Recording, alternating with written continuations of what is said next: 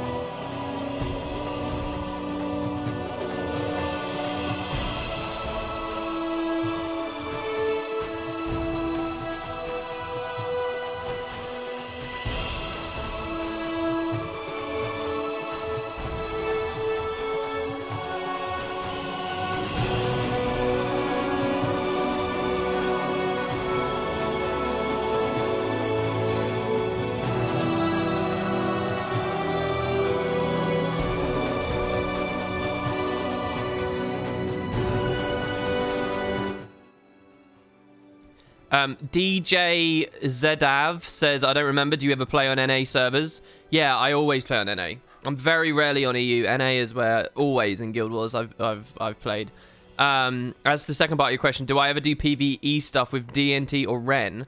No, but God bless him, Nike has invited me to do fractals and raids and dungeons and stuff back in the day a lot of times, and I have always blown him off. And I've always felt bad about it as well. But it's always been at bad times. And generally, I'm not a very social person anyway. So, yeah. Like, I was talking to people about potential improvements to the Patreon campaign. And most of what people say is I should add another tier, like a $50 tier or something, where people can chat with me once per month. But I'm just like, that scares the shit out. I don't know what I'd say. I don't know how I'd entertain people. And it just feels weird. So I've never done a tier like that. But, you know, that's me in a nutshell, really. I'm a bit more introverted than you'd expect. But yeah, so yeah, I'm an NA player. Anyway.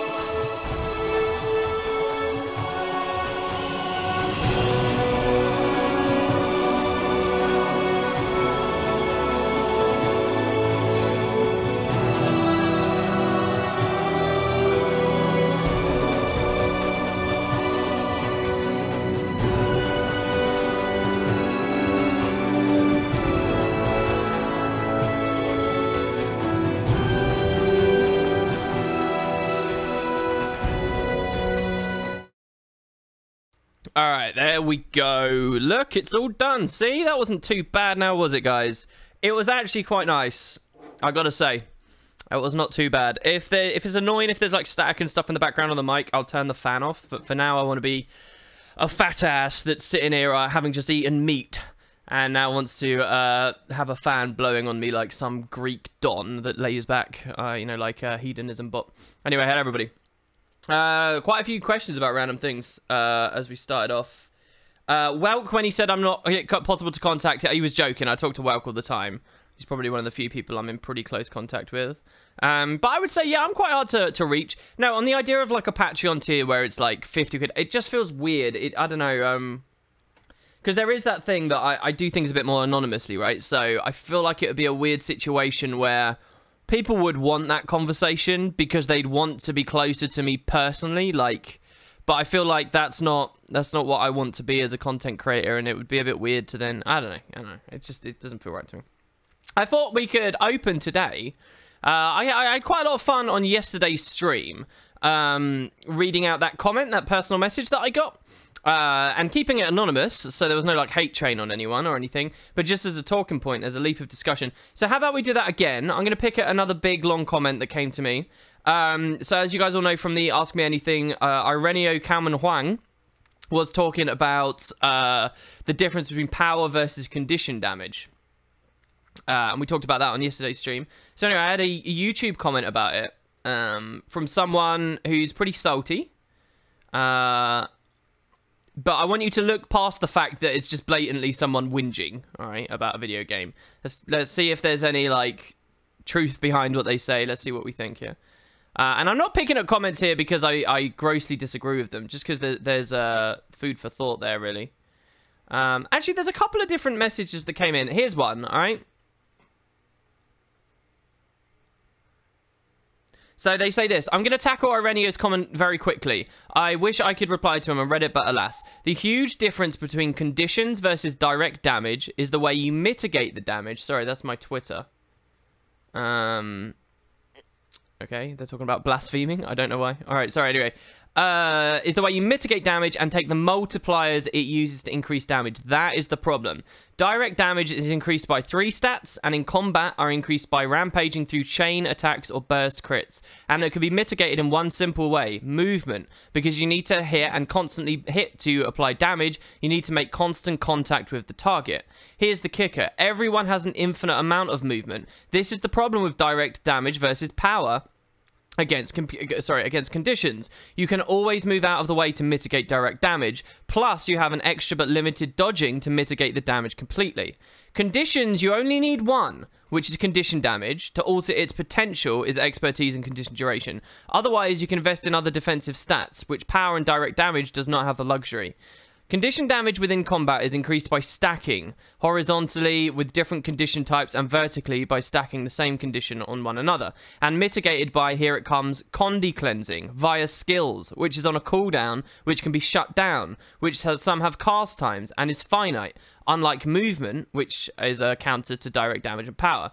The example Ireneo gave of 1000 damage instantly via power versus 1000 damage condi via 4 seconds does not exist in real gameplay, because one, targets, and there's so much unnecessary juvenile 14-year-old all-capsing of words here as if it makes their arguments more sound, which is really frustrating. But because targets don't stay still unless they are stupid, easy PvE mobs, and many, if not all, condi skills available to players can stack multiple conditions on a target at once. So when I or you are attacked by a condition attack which has multiple stacks, it only needs to land once to do full damage unless cleared. Unlike direct damage power, once I get hit by a condi bomb, there is no amount of dodging, movement, or even blocking that can mitigate the condition damage. I have to clear it via cleansing. Again, it can be reapplied afterwards, but my cleansing skills are limited or on cooldown. But against direct damage, so he's going in circles, it goes on.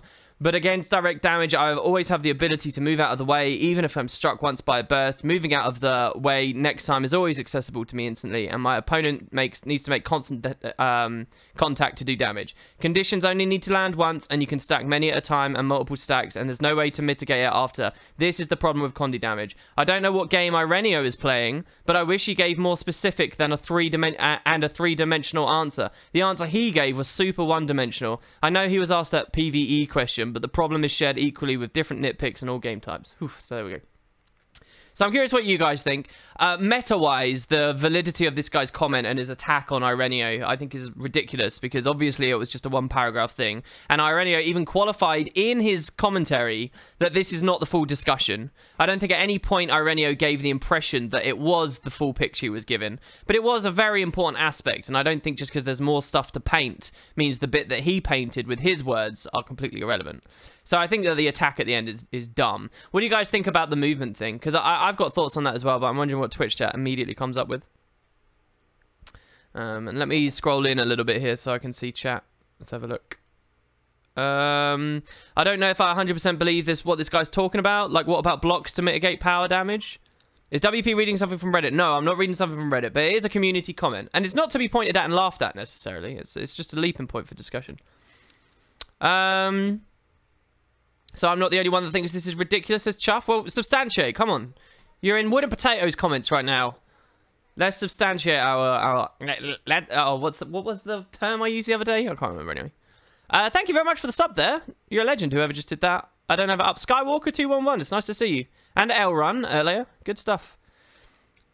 So I'll go with my thing, high level. I don't kind of get the point because if what he's doing is attacking the 1000 by 1000 thing, it's both true. You can dodge the initial impact of Condi, and you can dodge the initial impact of power. So I feel like it's a bit like there's sort of there's a current in this argument that completely withers away, because movement can be used to avoid the initial application of the Condi stacks, right? Which isn't any different, really. In a weird way, it's actually, there's more counterplay to conditions, because you can move away from the initial application, and then you have the opportunity to cleanse it before it does its full damage. While power, if you don't move away in the first place, you suffer the full consequences immediately. And your only opportunity now is to either go down or heal it up and change that. So in a weird way, like the essence, the main thing he's driving at is like fallacious in my opinion. Returning to Guild Wars 2 also means returning to your subscriber list. Dude, that's so nice of you, man. It's awesome. I'm feeling really bad and weird at the moment because I do not feel at all appreciative of like how fortunate I am. Anyway, it's good to see you, man. It's good to see you. Anything else people have thinking? There was another interesting Condi quote that I thought I'd give. And you guys can keep chatting about that in the meantime. So I won't say who this is by. But basically, they say that Ireneo's comment is extremely ignorant because the domination of Condis in SPVP and World vs. World is absurd right now, and it's not funny. I responded by saying, they said power is usable, but it's by no means optimal or more overpowered than Condis, especially in World vs. World, not by a long shot. And now, I agree, right? I don't know for sure, but the amount of people that have said it, I have no reason to question them. It does seem like Condi could be off balance in World vs. World and PvP. I don't know when the community's ever, broadly speaking, declared it to be on balance. But hey, it feels to me almost like if Condi has any place in those formats, there will be people who hate Condi that will say that it itself is too powerful. Anyway, so I simply said it's not ignorant. This was obviously a PvE-minded comment. So their response to this was, remember, Ireneo's comment, the difference between 1000 damage Condi versus power, if that's all you care about, the power is obviously better because it's up front. So I said, look, that's just a PvE. It's not ignorant. You know, he's not talking. He's not attesting to PvP right now. He's not attesting to World vs. World. So they say this. I'm sorry if this comes across as harsh, but PvE-minded comments are ignorant. Commentary on a core mechanic throughout all game types by speaking within the consequences of just one of them and negating the others is not just ignorant, but not healthy for the community of Guild Wars 2. My point is that they all exist and all coexist. And a lot of us who play these game types watch your videos, so you will be held accountable, and what you commented on is not true and is not accurate.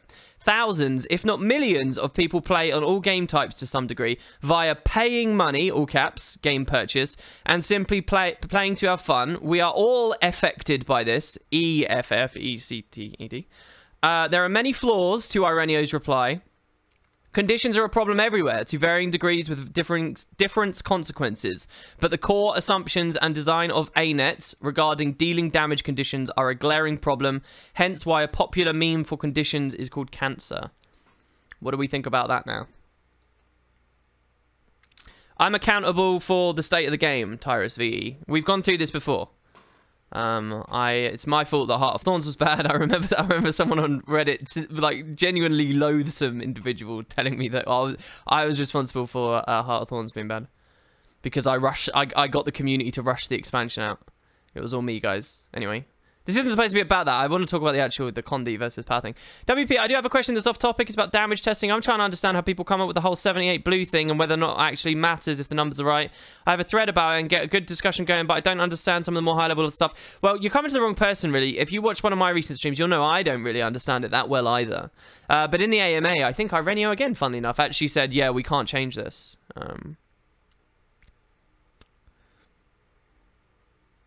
Sorry, guys, I've been secretly manipulating ArenaNet to nerf Power PS and shifting the blame to WP. Damn it, Nike. I can't believe you'd so brazenly admit that in front of the internet. Can I please play New Mesmer? Ah, I'll tell you what. I was a little salty earlier. I'll log in now. I'm logging in. I was a little salty earlier. So I did my Shattered Observatory video today. And I played it with Spuds. I decided, no, don't LFG. Don't know. And the normal people I play with went around. So I was like, do you know what? I'm a part of Spud. I'll play you with Spuds. So we did it. We had an awful comp. And I really, really wanted to play Mirage. But of the people that came, apparently they only have like one character geared and stuff. And I don't want to like be blaming and angry and mean about the people that came and so on. But it was one of those things, you know, where people don't... I don't know how much they play the game, but to me, generally, if you play quite a lot of Guild Wars 2, you end up having like a lot of different builds up. As far as I can see, they mostly only had like 1 or 2 builds, and none of them had worthwhile roles set up. So I was desperate to play Mirage today. I really wanted to play Mirage, and I did, but we couldn't. I've played it without a heal support before. It wasn't challenge mode; it was just level 100. Shattered Observatory 100. I've done it without a support, but this group and me on a build I didn't know very well, I was going down as well. It wasn't going. So in the end, unfortunately, I did actually have to swap. But I have been trying out a cheeky little bit of Mirage. I've been playing a Condi Mirage as well. I actually went so far as to get a full set of a backup set, sorry, of trinkets for it without cannibalizing my other characters because I don't want to be swapping character to character. So yeah, it's got terrible Fashion Wars 2. When I get in game, hopefully you guys won't, you know, hate me for this. It's got terrible Fashion Wars 2 right now. But you know, I don't know, it's interesting. I think that there's some stuff going on that maybe you guys might like. So hold on, let me just log in properly here. I gotta say, I don't really like Jaunt much, unfortunately, and that's a bit of a problem. Okay, so let's log in. Gameplay. So here's what I've got, right? Oh, I'm waiting for it to load up. Sorry, hold on, give it a second. There we go. So yeah, this isn't like a meta build as far as I know. All I did was I just vipered the hell out of it and put Berserker's runes on it. And I've got a focus on. Because again, I was in I don't know, I like focus. Focus is awesome. I know torch would probably be nice, but come on, focus is where it's at. I'm running an axe, and then I've got a pistol because pistol is great for Condi, right? So what I'm playing around with is using Phantasmal Force at the same time. So I really enjoyed the power Phantasm build, so I've kind of like tried to snag some of that stuff in there as well. So yeah, we got that. Then we've got dueling, obviously, because we want the pistol trait, and then the other stuff just makes sense, right? So evasive mirror, you get barrier. You get barrier, for Christ's sake. They should really rephrase that now. The barrier's in the game, right? You get reflect whenever you evade, and obviously that's so on theme with Mirage. So I want to play with that. I'm sure other people might suggest like running. I don't know. None of the other slots really work very well. And then obviously superiority complex, maybe ineptitude. But I don't really know how much I'll be interrupting in the open world anyway. Right now, I haven't got a feel for it. So I just put on Superiority Complex. Now, for Mirage, what I've been running is get Regeneration whenever you have Mirage Cloak. And reduce incoming Condis. There's also, obviously, the very strong Riddle of Sand. But I feel like a Riddle of Sand build doesn't work with an Illusions build. Like, this is about keeping pistol guys up. So I do want to play with Riddle of Sand. I want to play like a Shattery one, and I want to play a Power Mirage as well at some point. But yeah, so I'm currently playing with Renewing Oasis. Self-Deception. Using a Deception skill creates a clone. Yeah, and I didn't want to run that because of this. And then the other stuff kind of just makes sense, right? So Mirrored Axes. and I don't really want to shatter much. I guess this one as well, Mantle, might be nice, but I'm running the axes. I turned this on ages ago, and then June Cloak. Come on, it's got to be about the sand shards. I'm very nostalgic about sand shards back when Nightfall came out back in 2007 and that Dervish Mesmer build. So yeah, and maybe I'll try out an Infinite Horizon at some point as well, but I'm doing illusions rather than a cloney thing right now. For utilities, I'm running feedback because I like feedback in the open world and I like seeing the duelist combo into it. You can also run the Signet. I'm guessing min-maxed builds that you find online, they're probably saying double Signet, something like that.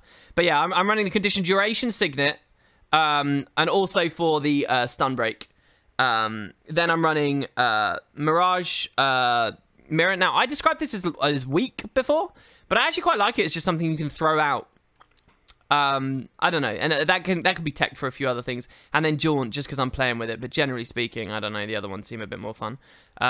So Jaunt, which helps to do stuff, and it's nice. It does load some damage out, so I'll show you on one of the maps or whatever. But this is what, so I just started looking at Mirage, and I wanted to play generally this variant of it in Fractals on the video for you guys today, and I never did in the end. It was fucking support Ellie again. It really, I quite like playing support. But I hate feeling forced into support, and I always feel forced into support. Always now. And it's just a bit annoying. I don't know. Maybe I shouldn't get annoyed, because I openly accept I enjoy supporting. Quite often I enjoy playing support roles more than I do damage roles, but yeah. Alright, let's not mute that in the background there. So yeah, anyway, I guess that's the thing. Let's squad up. Now, I'll probably be playing the OP healing Ellie anyway in the bounties today. But I did want to show you a little bit of this. We will squad up. The goal is EU, my EU friends out there, you can play with me right now. All you have to do is join on the squad, and we'll go do some bounties in the Desolation. The streams have kind of become about that, as well as, you know, community discussion and stuff, so. I haven't checked, do people still farm 40 fractals, and has WP ever farmed a 40? They do. I haven't, though, personally. People definitely do farm 40 fractals. That is a thing. But I don't really, no. I have a feeling I quite like it. I do have it in me to quite enjoy fairly horrendous grind. And I'm aware that that kind of is, you know, if you were going to describe something as a fairly horrendous grind, that's probably a good place to start. But yeah, I've just never quite got into it. You should become a teacher if Guild Wars 2 and YouTube doesn't work for me. Yeah, but I'm not educated. What would I teach? It would be a bad idea. I think I enjoy teaching. But I don't have any education in a particular subject in the first place, let alone training as a teacher. Welcome to Guild Wars 2. You enter to PvP, automatically level to 8 and get all your skills. I honestly thought that was just going to be a salty comment there, like, welcome to PvP, everyone sucks. But it turned out to be you're actually saying welcome to PvP to a new player. That's nice. Just teach something straight from a textbook Wikipedia. You know Concrete Ducks, my the second channel? I genuinely want to do a series on that where I just like read facts and things, like just read stuff from Wiki. I was thinking of calling it Wiki Lore, but I mean that's now cheesy and horrible sounding to my ears these days. But yeah.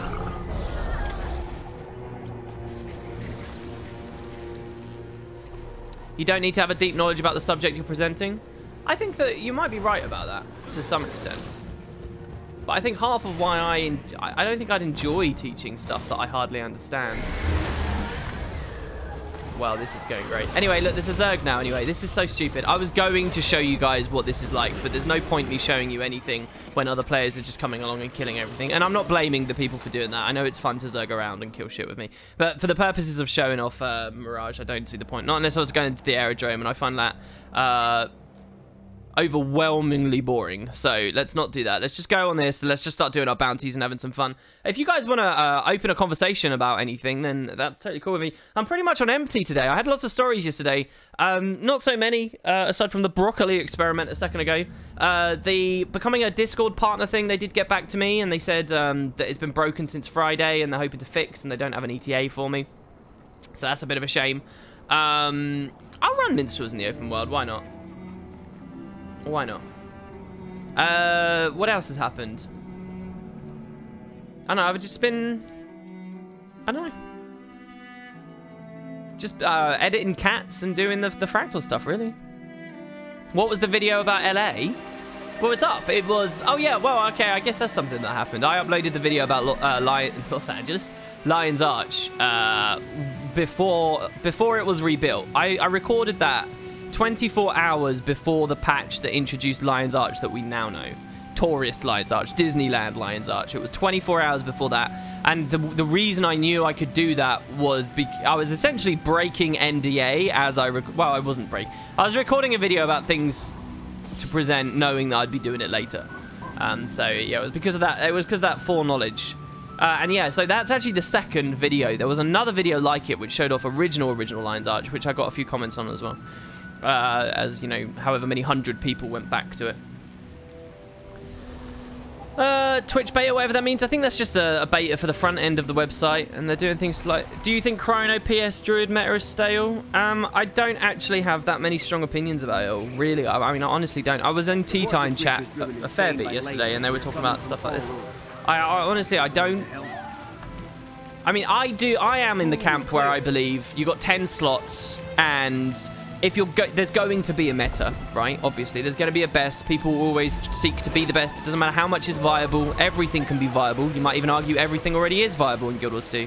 I don't know whether I'd go that far, but enough of it is that really... so that's one side of it, right? But the point is there will always be a meta. People will always strive to go to the top.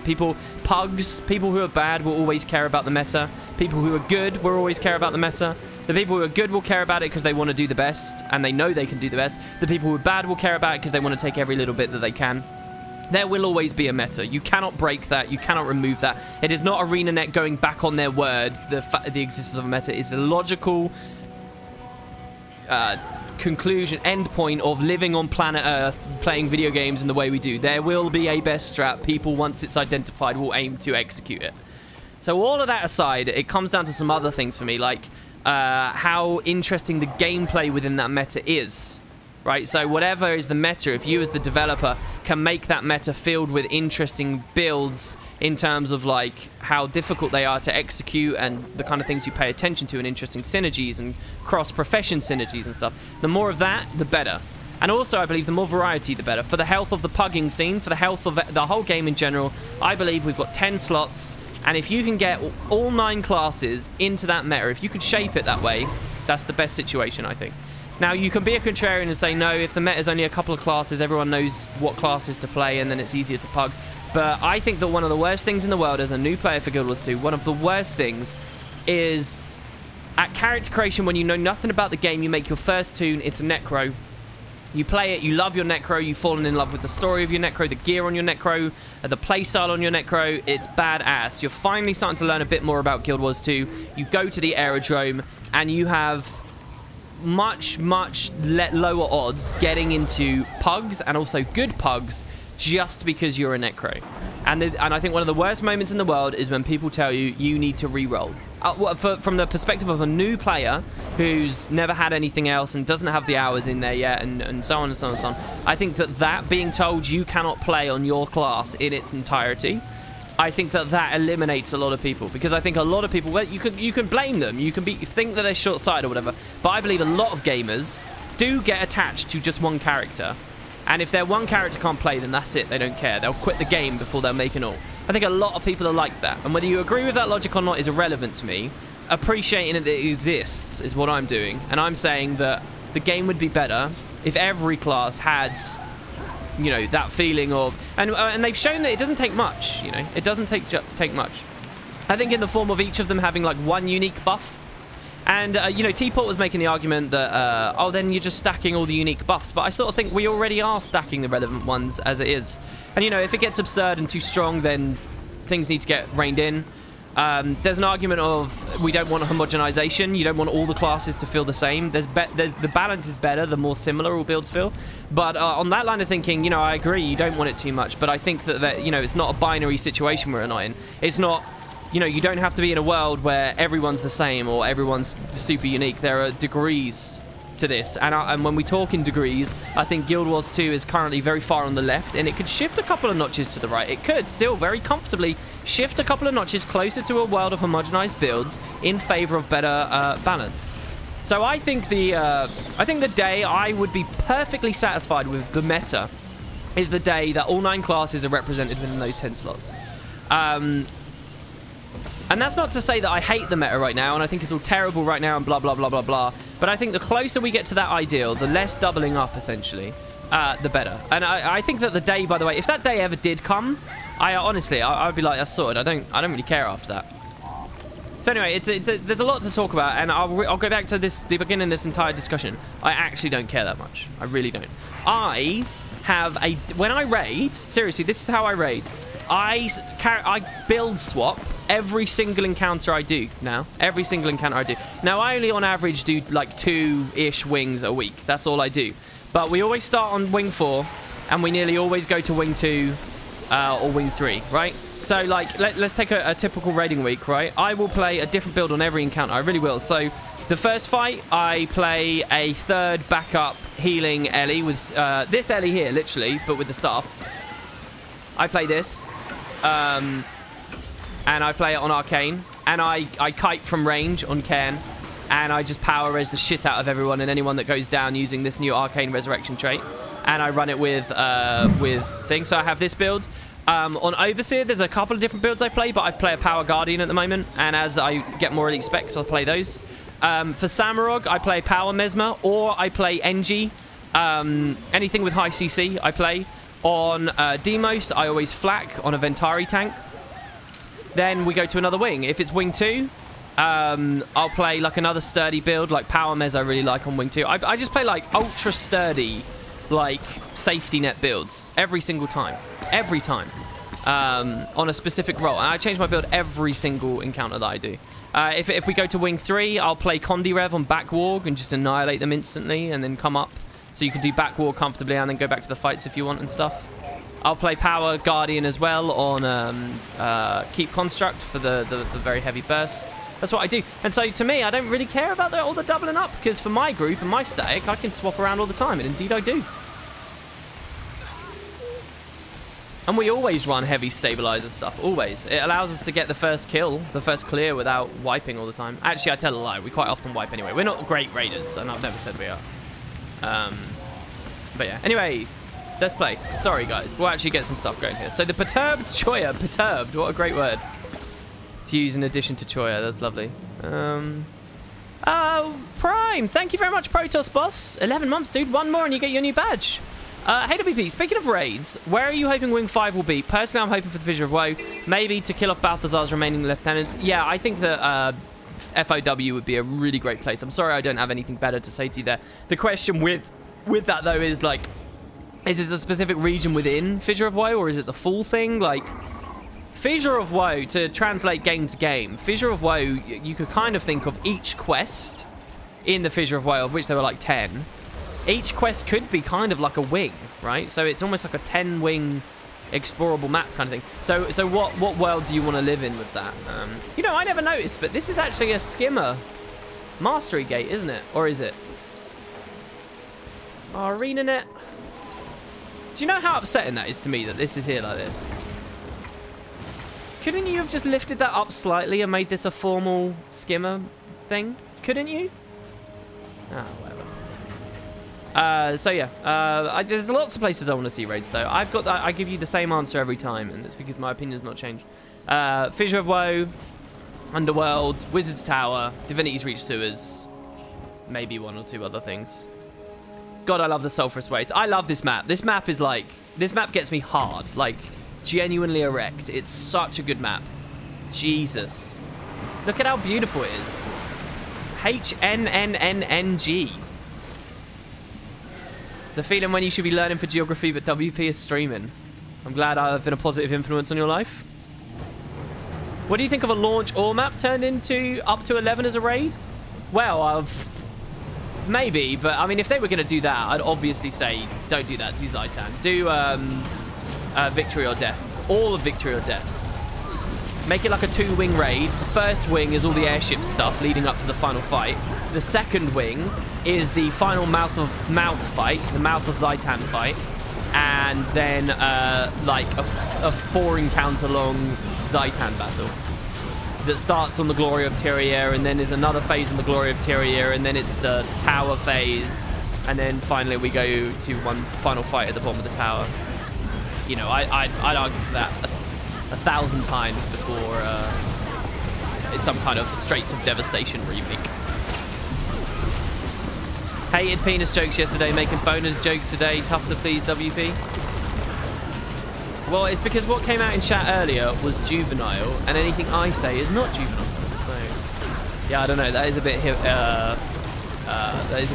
hypocrisy there from me, isn't it? I do apologise. I apologise. I'm not a consistent person. Do you still watch all the account videos from YouTube creators?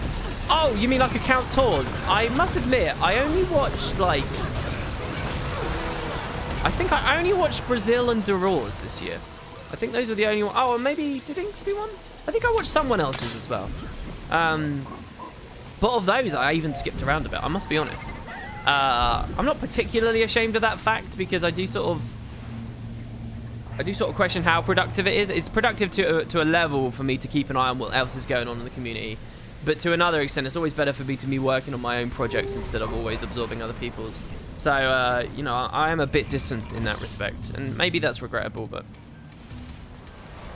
game audio isn't ducking / it's too loud. Yeah, I know it's not ducking, because I'm not running it today. But I'll turn it down a bit more. There you go. We're about 5 more dB lower than we were a second ago. Keep the feedback coming and I'll keep tweaking it. On a Mirage build, is there a way to still give Alacrity? No, Alacrity is a Chronomancer thing, and it's a core Rev thing. Well, also Renegade, I suppose, but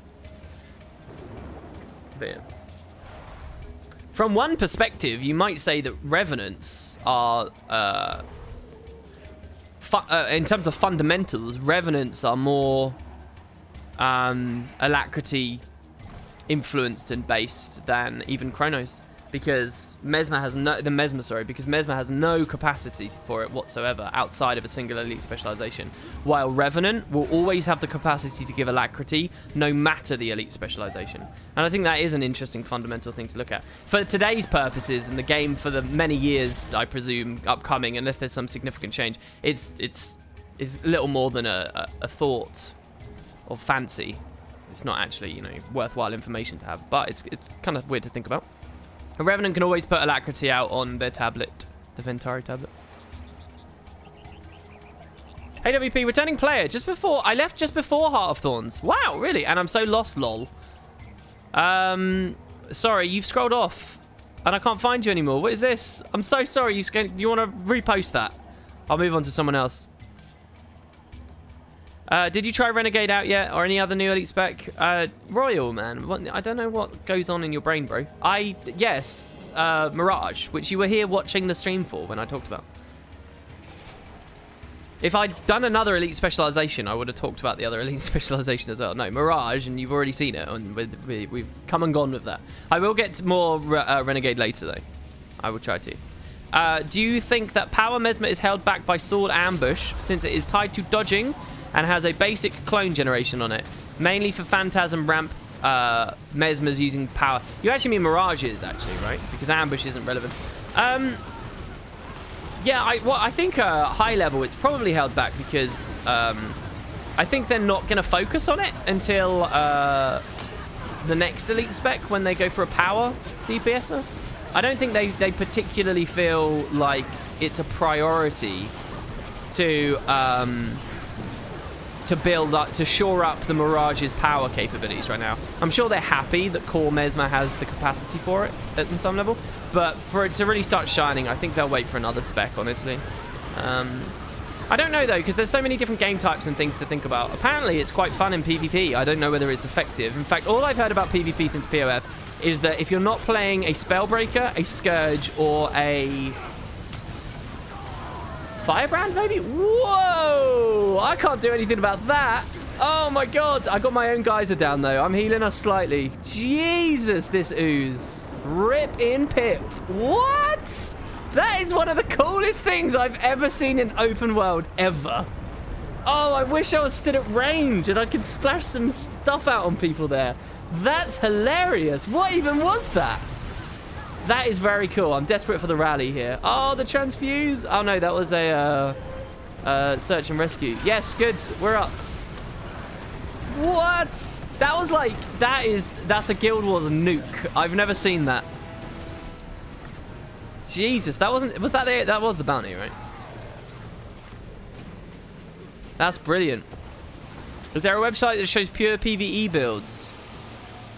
Well, I guess Quantify would be a good place to go. Why are you so desperate for that? That's hilarious. EU, I gotta say, NA never suffered like that. What's going on, EU?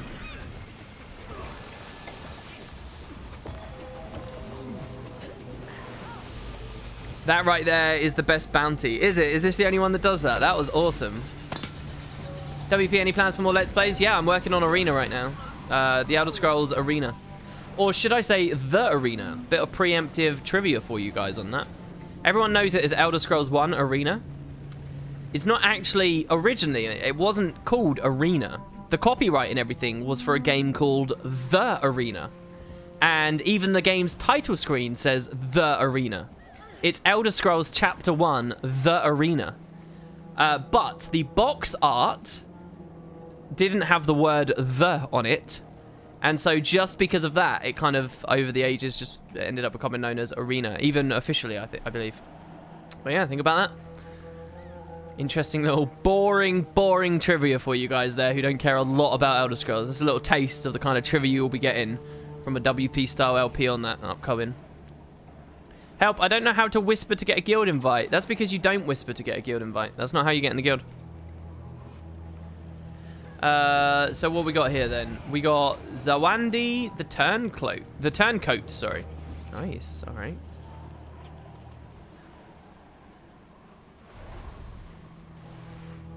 Yes, it does also, yeah.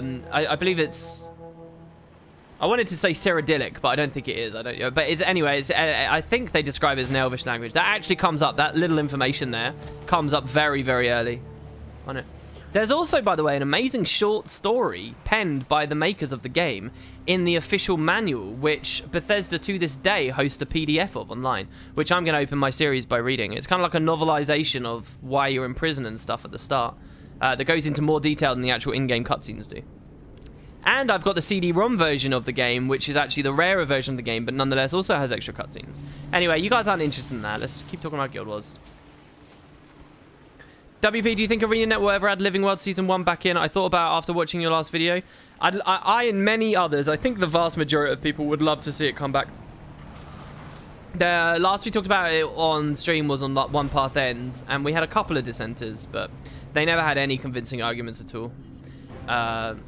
So I hope for it myself. I think a lot of people do. It's up to ArenaNet, though. They have this quite hardline stance, I'd say, of saying, you know, we're only interested in doing new stuff than building old stuff. I think Living World Season 1 goes beyond that. I don't want to get into that whole chat again, because it is still quite fresh in my mind. But, hopefully.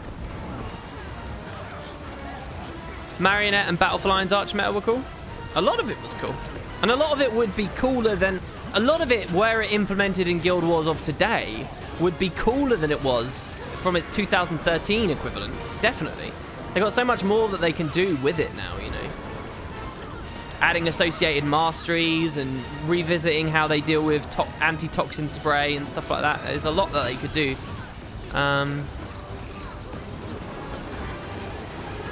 Is it the Ultima? There you go.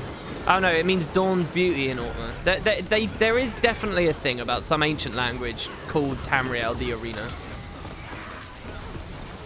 Or something like that.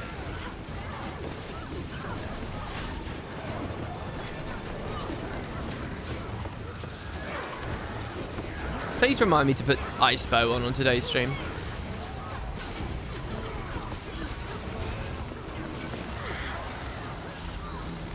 Well, he was pretty comfortable.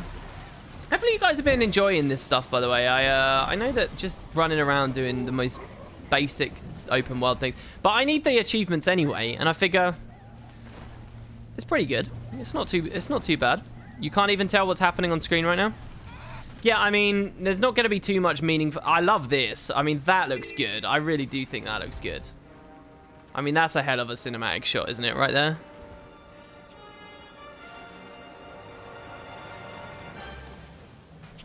Particularly seeing the people with a few gliders and stuff on there. Put it on Iceberg. Oh, put on Iceberg. Yeah. Okay, hold on. There you go. It's there. I got it, guys.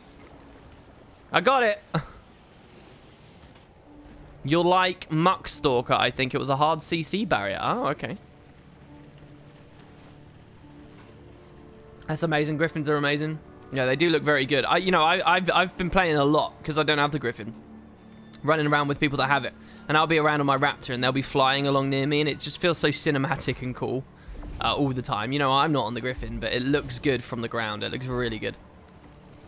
And every time it's happened, I've regretted that I'm not actively recording at the time. Okay, so here's Muck Stalker now. So we just heard from someone in chat, guys. Now, this could be us getting led astray here, but just heard from someone in chat that Muck Stalker, our next target that we're on our way to right now, is a hard CC barrier. So, do yourselves a favor. Get off your mount for a second. It's okay. You have plenty of time. Look, I'm going to stand still here. Get off your mounts. All right. Look at your skill bars and put on some kind of like extra capability to CC. So I'm going to do a lightning hammer so that I can drop it and people can use the skill 3 maybe or something. I don't know. I guess I could do in a move, but I'm sure that everyone else will have one. Okay, so go on. Or change your main weapons.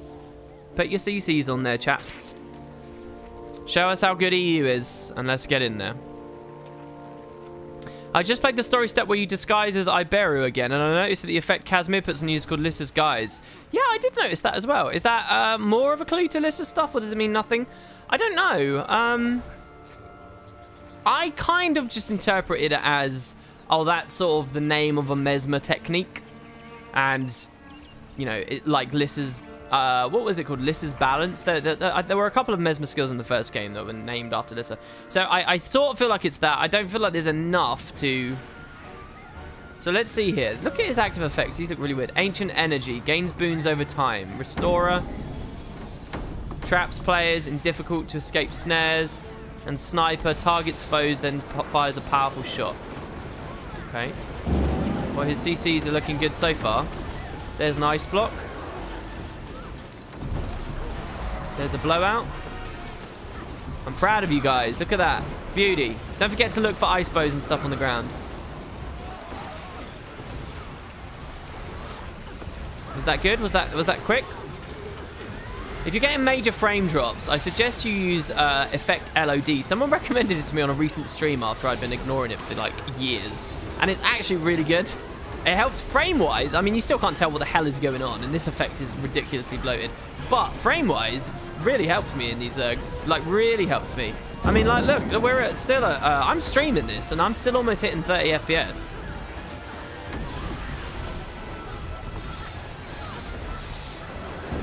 Poor Muck Stalker. Oh, this is the wrong boss. Oh, is it? What did somebody say? Oh, sorry. Somebody popped the legendary. That's not Muck Stalker. This is the... Oh, yeah, this is the legendary Awakened Hoarder. Rip. All right, well, we got lots of CC Finn. This is a legendary, but he's not even... He's not like the legendaries we met yesterday. Oh, I see. So someone popped the legendary and we're just getting a free legendary here, are we? I need to remember to auto. I've got to auto to get my benevolence buffs. I'm going to pop a random rebound there as well, just because, hey, who knows? I don't really know any better way to utilize rebound in the open world than randomly. Fractal 100 takes a long time for abysmal rewards unless you do CM, which takes even longer. I actually don't agree. I don't think CM takes longer than regular because CM cuts through all the dialogue. And the dialogue's the main slowdown. It depends on how fast and effective your group is, I think. I make no claims that it's not a slow fractal, because it is or a long fractal. It is a long fractal. But I personally feel very rewarded doing it each day. Now, if you're struggling and it's all quite low DPS and stuff, I can imagine getting pretty cheesed off. Come on, one more CC. There we go. I want to say it was my last deep freeze that got that there. Nice. So that's one of the legendary bounties. He's the last one on the list as well. Okay. Even though he's at the north of the map. Fine. All right, let's keep going Muck Stalker then. Now we use our CCs. 5 of us were kicked into the groundwater beneath when the fight started. Hey WP, talking about 100 CM, what have you found effective for doing it smoothly? Well, so it's weird how many times I've mentioned this. I don't know why that question's coming at me. I mentioned this on Tea Time's chat yesterday. I mention it in today's video because I'm talking about the thing. And I'll say it here on the stream again. To me, I had a much easier time on that fractal having a competent chrono versus an incompetent chrono versus no chrono at all.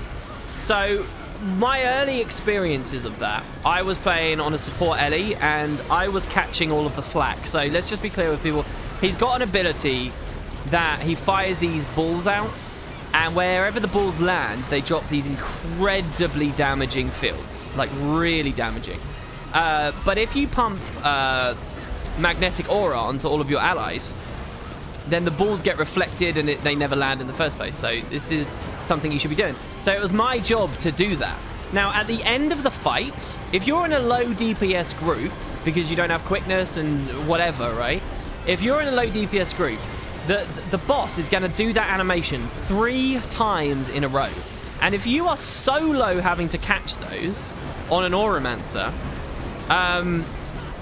you have to use Sand Squall for the first, Aftershock for the third, and then an Overload Earth. You have to time the end of an Overload Earth perfectly with where it happens to catch all 3. And if you don't catch all 3, they'll land, and it's so chaotic and stuff. If you're in a low damage group, it's a wipe. And so, like, it's really, really bad. Now, I noticed that playing with a chrono is a night and day difference under this specific circumstance. Not just because you can kill so fast that he doesn't cast it 3 times in a row, but actually, if you play with a good group, he'll cast it, like, once, and that's it. Right? Or not even once. Like, you can kill him before he even casts it once. I think I've done once before. So not only don't you even have to deal with the follow-up ones, but when you don't have it, even just the cast time, casting those auras without quickness versus with quickness, it's like a night and day difference with how easy that role is to play. Not even counting, like, alacrity help. So, like, people always think of alacrity as a damage boost, and it is a damage boost because it means all of your offensive cooldowns come up much quicker. And that's very true. But one thing is blatantly evident in any kind of good content that stresses you defensively as much as it does offensively.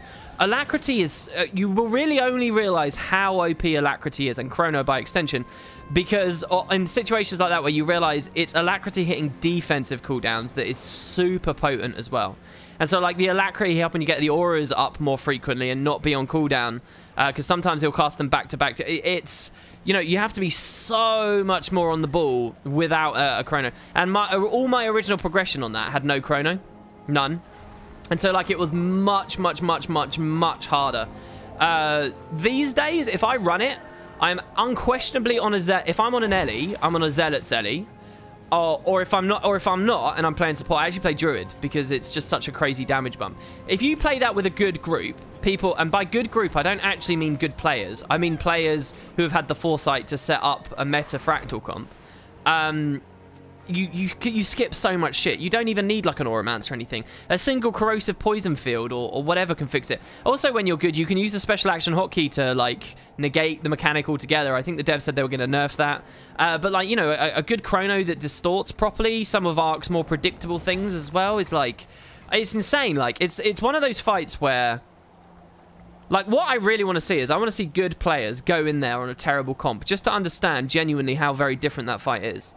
Because I actually think there's a lot of very good players who I respect, players that, you know, run good builds and, you know, they've got it all sorted out. But I think there's a lot of good players out there who face roll Ark every day. And as great as those players are in terms of having good builds set up and knowing what a rotation is and stuff, as great as those players are, and as smart as they are for putting themselves in that position in the first place, I actually think they're probably terrible players at Ark because they've never genuinely had to face the end of that fight for a long period of time.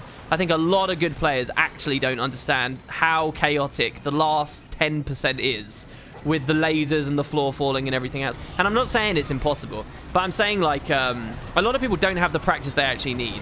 And it is the place before, beyond all others in all of Guild Wars 2 that mentality of we should run Zerk so we can kill it quick.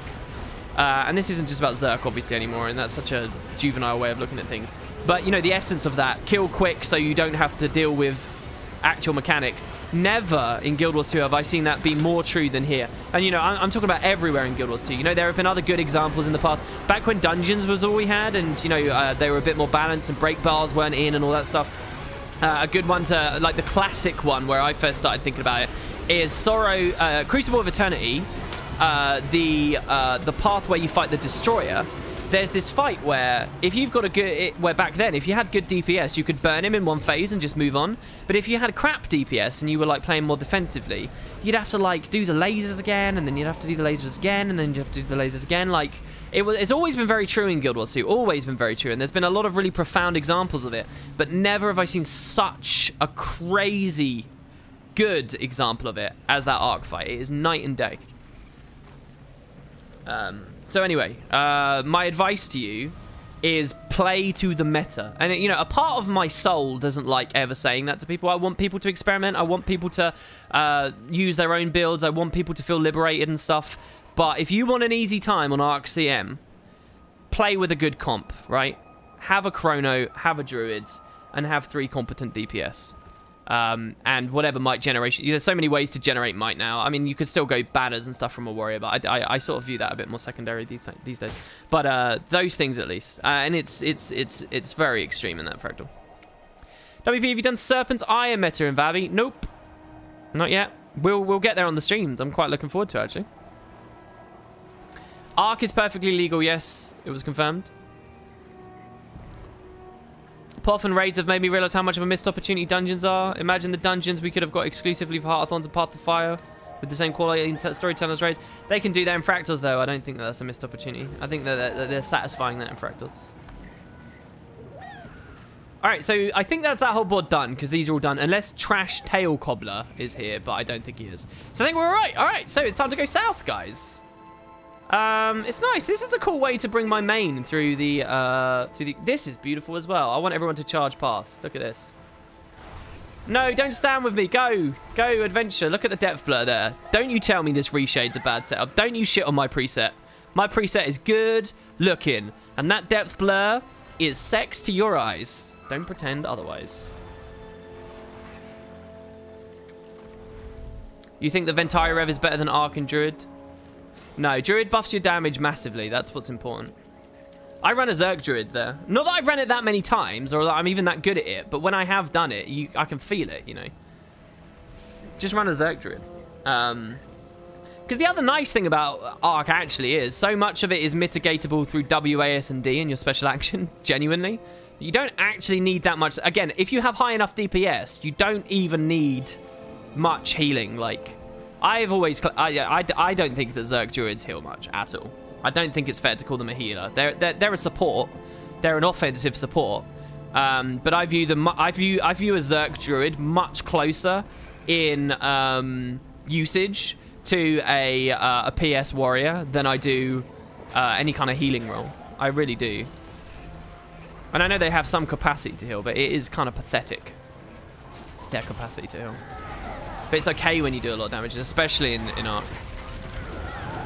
You don't even need to out-heal Agony, JJ Mars. You're right. JJ Mars is right. He says you only need to out-heal the Agony. You're right, and social awkwardness is a thing. But if you're playing with a team of people who are aware of social awkwardness versus a team of people who aren't aware of social awkwardness, it's very different. It's actually a lot more manageable than you realize. I saw some discussion on Reddit about whether it needs changing and blah, blah, blah. And I actually really like social awkwardness. I really do. Even with a full, like, you know, everyone's just going in a melee crunch. Social awkwardness is not like this unbeatable thing. You can spread properly and so on. How long does it take to hit level 80? How long did it take me on 0 to hero, guys? I mean, I did it with a pretty cheesy tactic. I hate that question, actually. Don't worry about that. Just play the game, man. It's not a game about rushing to level 80. I mean, more and more as time goes by, you might argue that it is, but there's fun to be had sub 80. Just play. There's no real grind there. I don't know. What is the most effective route here? Because that was a sand wall. We always have to go around. We did this on a recent stream. 12 hours, 30 or 40 hours? Oof. I guess it depends. It's very much on your playstyle.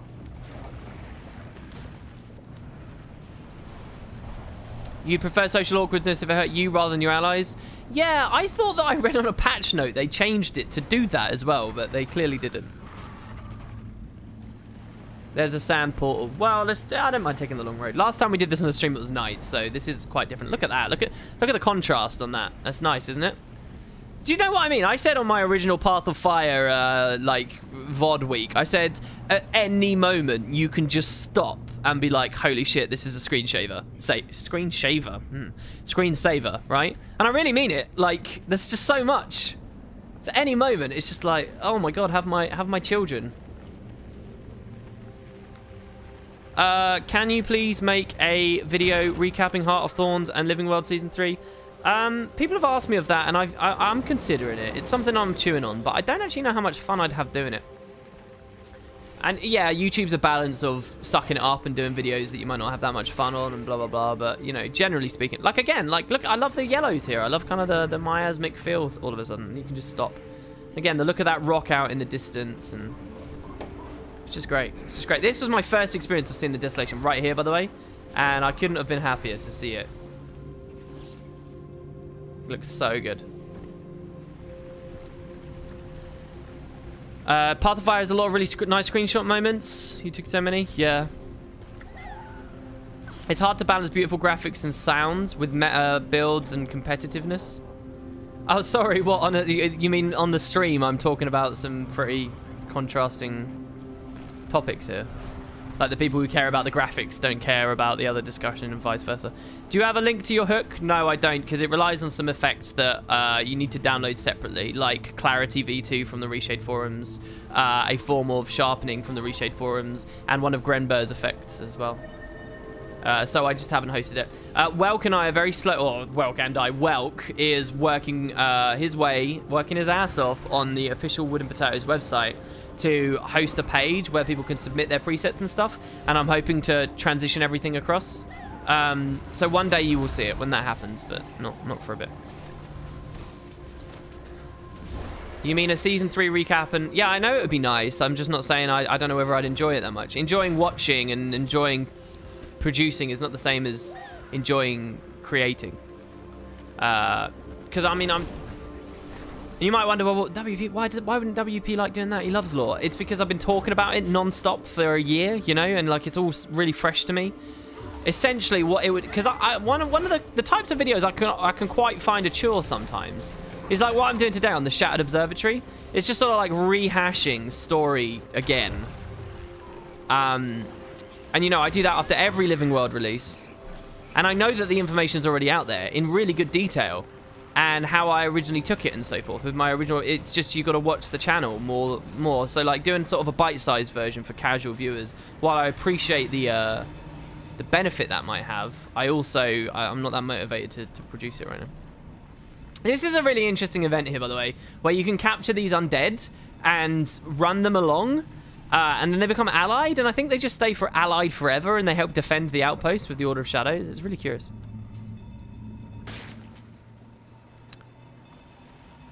Sure, but you done it in bites each episode at a time. Yeah, I know it would be a nice video. I know.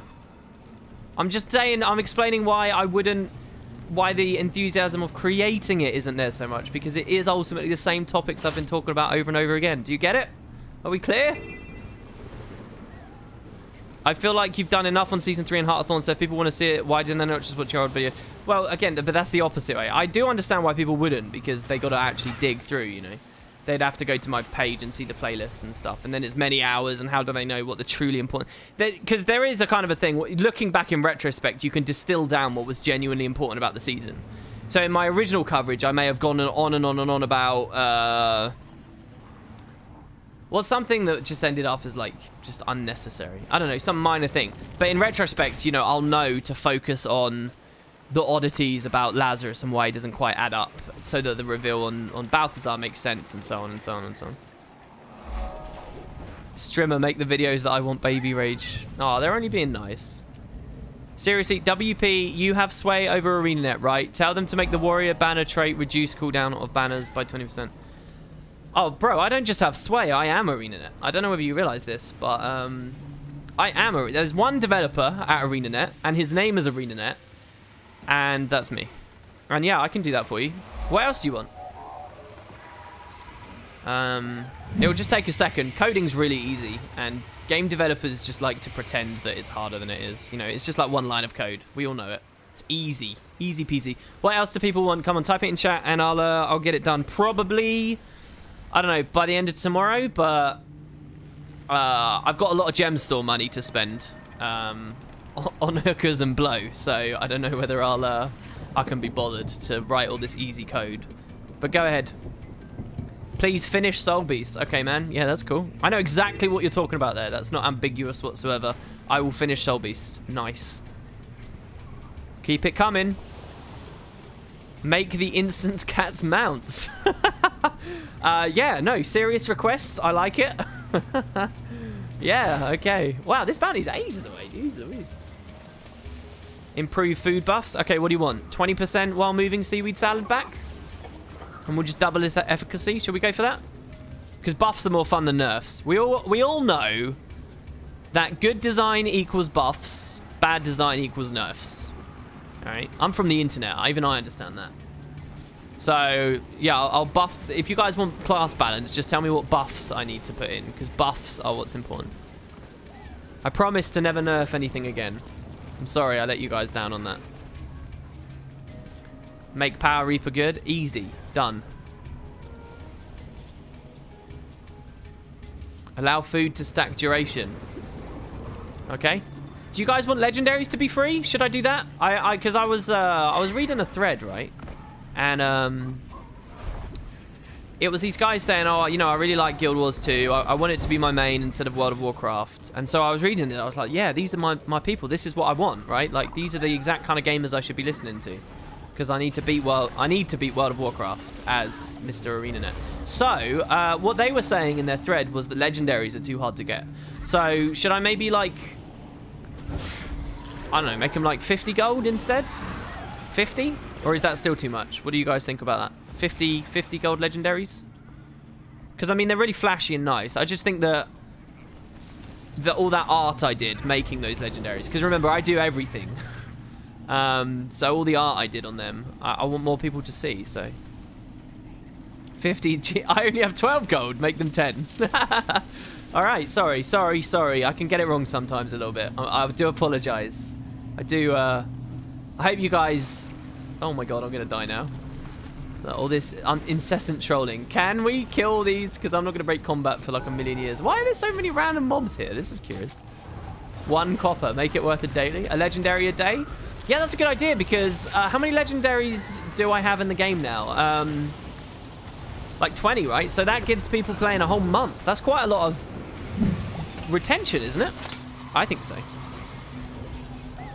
Good design, baby. Make legendaries rewards for repeatable hearts only. Okay, I bow to you. While you're making legendaries cheaper, make the Griffin only 25 gold. WP, I gotta say, your voice acting of Tyda Covington, the Hydra Queen, left a bit to be desired. At least you projected more emotion into your voice acting for Balthazar, so that's nice. Yeah, how do you feel my voice acting for Timey's been recently? I tried to make her sound as different as possible to all my other characters. But sometimes I'm a little bit scared that she's too close to Belinda. If you guys remember Belinda. That really sad character that unfortunately passed away. Why am I trying to go up to the sand jackal place? I'm a fool. What's wrong with me? We're doing bounties. We're not going up there. That's how much I love that place up there. While I'm just ranting away and causing everybody to tune out with these stupid dumb jokes. I'm autopiloting up there just because I love that place so much. Almost every time I come here, it's for that. Cool. So it's a Janundu sulfur scale. So much sass on this stream. Why did I make Bram so awesome? Well, so I have a son, and he's 15 years old. I always used to be very close to him. You know, we used to play Uno in the evenings. But he's sort of been growing away from me a little bit. He's been a bit angsty and he's been a bit distant, you know. And I realise I don't have any characters in my video game to represent that. So this is for you, little Benny. I know you hate me now as a teenager, but this is for you. So I wrote my son in, and that's Bram. Well, actually, to tell you the truth, Bram was already in the story, but then I just thought I'd turn his character into my son. So, can you be my daddy? I don't know. Should I stop now? Should I stop? I'm sorry to anyone who's serious business and doesn't like this. Obviously, it's all in good fun. We're going to waypoint. Usually we don't waypoint, but that was a long walk. So let's go. Oh, we got the legendary next. Already? No, let's not do the legendary. Let's go over here. We did one so far. So who's this? We got Zad Hon Tar. Zad Hon Tar. He sounds Canthan. Alright, let's go this way. Justice for Benny. Make Alacrity just cause all skills to have no cooldowns, and then they can bypass any and all mechanics and kill everything in a few seconds. The mechanics are too hard. See, I equally like it. A lot of people in chat are like enjoying like the trolling on catering to casuals, but you know what would I actually think would hit a lot closer to the bone and would actually upset people a lot more and would be a more sort of prescient joke. It's joking in the opposite direction, making the game unnecessarily hardcore, and that's particularly funny when so like basically saying no, let's delete waypoints from the game. Let's delete the minimap because Tangled Depths was the best Heart of Thorns map, and people should feel like they enjoy getting lost, and add ultra legendaries that are actually 20 times more difficult to acquire and stuff like that. I actually think you'd cut people a lot deeper if you went on with that instead of that kind of tongue-in-cheek, oh, everyone's a casual. No, don't sincerely agree with that, people. No. Valesaran says, you're hilarious, man. Have a US fiver. Thank you, dudes. Thank you. I'm not really hilarious. This is like the lowest form of humor. It's just like being a sarcastic bastard. But I guess that's what we British are renowned for, right? Anyway, thank you. That's really nice. Thank you. I'll cherish that fiver. Don't forget permadeath that deletes your account if you die. Oh, yeah. Oh, okay. So he's another Hydra. What I want to do is come across one of these bounties and recognize that it's a Hydra based on the name before we see it. That's what I really want. I like how quick a lot of these break bars are going down because I think a lot of people still have a lot of CC on their bars. How are we breathing the sulfurous air in the desolation? Yeah, they kind of gloss over it, don't they, really? And I think that's just another thing that is a consequence of what is, in my opinion, a rushing of the desolation stuff. Like, the desolation's a really kind of, like, specific, nuanced, important, like, area of the world. And I think it needed to be treated more delicately than it was in the end. In terms of the amount of story that's in there, which is something I've already discussed a lot, but also, you know, how they handle the Realm of Torment and how they describe everything centering around the Realm of Torment, and yeah, the you guys get the word. I don't know what's wrong with me to say. You know, how difficult it is to survive it. I think all of that's really important, and I actually think it's a good thing it came out in the middle of an expansion and is so beautiful and has like 1,000 things in the pro column. Because, you know, I would have wanted a bit more, I think. If this had come out all on a patch on its own, I think it would have been a bit of a rehash of when we went to the Fire Island chain. And, you know, I was expressing some curiosity, let's put it this way, as to why they put Skrit there and the circus there. And, you know, did they go enough? Have they dropped the bar not the bar. Have they dropped the tone enough when we're dealing with these really, truly gruesome areas of the world? But you know, I don't have any hardline attitudes like that because I've thoroughly enjoyed it all anyway, so who gives a crap, really? Alright, next we got Thrash Tail Clobber.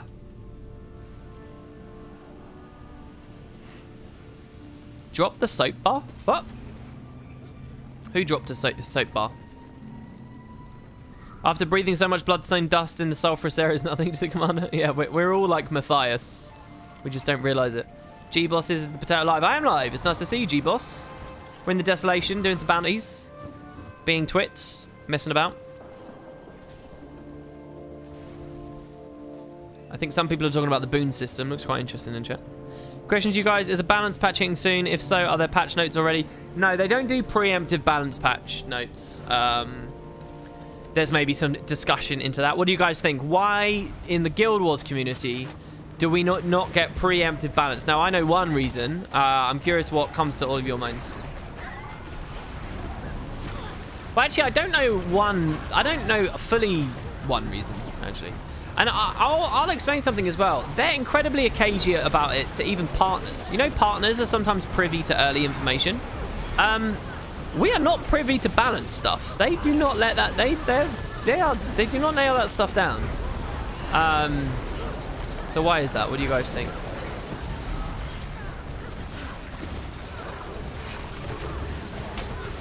To stave off the salt a little bit? Does that matter?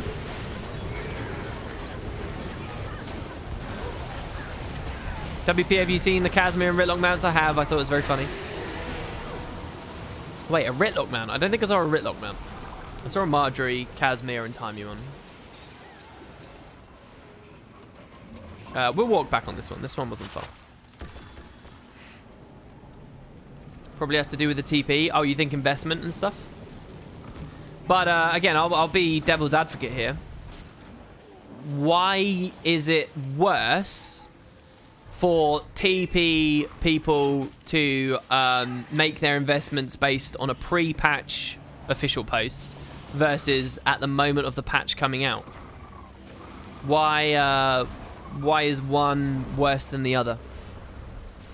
If both are regularly posted at 5 o'clock and you know that the post is coming, is that any different to waiting on a patch at 5 o'clock and knowing that a patch is coming? At which point you'll do your speculation and read it? Someone says it's worse for casuals. In what way? Can we declare our TP Barons casuals? Is that fair? What's this? Earn Order of Shadow seals by successfully completing events and lending assistance to agents throughout the Ruptured Heart and Desolation. Shadow's handlers collect intel reports and use them to evaluate enemy and ally positions. And then they pass their revised orders to Shadow's watchers, who distribute the new field orders to agents. Shadow Sprinter. Wow. Why did I just get a ding on that? That's new. I didn't know about this. 100. So what, I do an event and then I need to walk back in? I've done events here, though. I don't understand. What's... Have you considered doing Elite Specs lore spotlight? For example, how Hollow Smiths work around Glint's crystals to make their Photon Forge mode work? No, I haven't thought about that because I don't think there's enough. Even though there is more in Path of Fire, I don't think there's enough for videos. Real says, I've already told you about the new finisher you get for doing this. I don't recall that, but okay. How is Balthazar twisting the souls of the dead to create the Forge? Wouldn't that be more of a Grenth power or just general God power? I don't know. I think maybe that's looking a bit too deeply into it. It's just magic. Hunt down the Forge Proliferator. This is a walking distance as well. It's an item that procs the achievement. Oh, so now I can just do events, can I? Oh, yeah, and we know anyway. Yeah, it's exalted capabilities, right? Yeah, so... You mean one video for all the specs? I mean, yes, I think that could fill out 15 to 20 minutes. But are they going to be very interesting 15 to 20 minutes? What do you think? No, actually... I think you've just encouraged me to make a video there. You might see that I do that video. That might be a video. You know, it's not a mind-blowing video, but not every video has to be a mind-blowing video. If I'm trying to do daily videos, they're not all going to be mind-blowing. I think that maybe yeah, a video that says, okay, here's all the NPCs, here's what they said in the end, and sort of leaving on a note of, okay, let's have a discussion about how better Path of Fire could have done. I think that's a worthwhile production. No, I genuinely think you have a good idea there. Good stuff, man.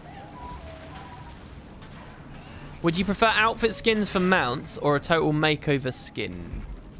Would you prefer outfit skins for mounts or a total makeover skin? So you're saying I can dress my bunny up, or as opposed to turn my bunny into a super adventure frog, right? Is that the discussion you're having? I think obviously total makeover skins is better, right? I mean, realistically, both would be what the devs would do, right? I'm a big believer in the League of Legends format. Oh, not just League of Legends, but this was the game I played most that did this, so shoot me. You know I'm a bit of a mono gamer. I like what League does with...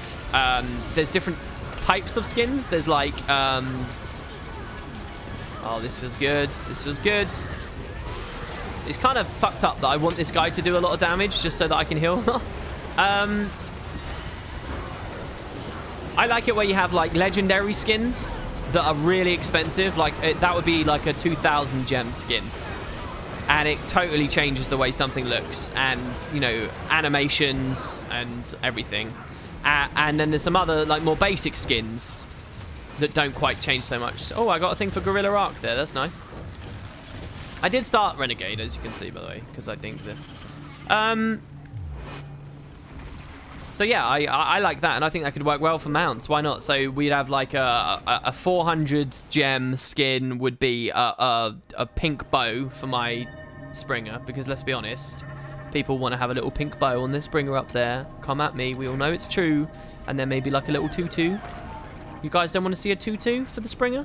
And then they can sell like a mount emote pack where I can type /dance. And I can twirl around on one foot like a happy little ballerina. And I can combo it with my tutu outfit. Yeah, my outfit, my skin. And, you know, then that maybe has a few more die channels. But then, yeah, I'd like to see a legendary one that they drop in every now and then that turns this into, you know, a different creature altogether. I think that's exciting. All right, so I think that's that board done. So we got the Forged Lieutenant next. And then finally, the legendary Rampager. So let's just go to the Lieutenant. So he's over here. I'm going to waypoint to it, guys.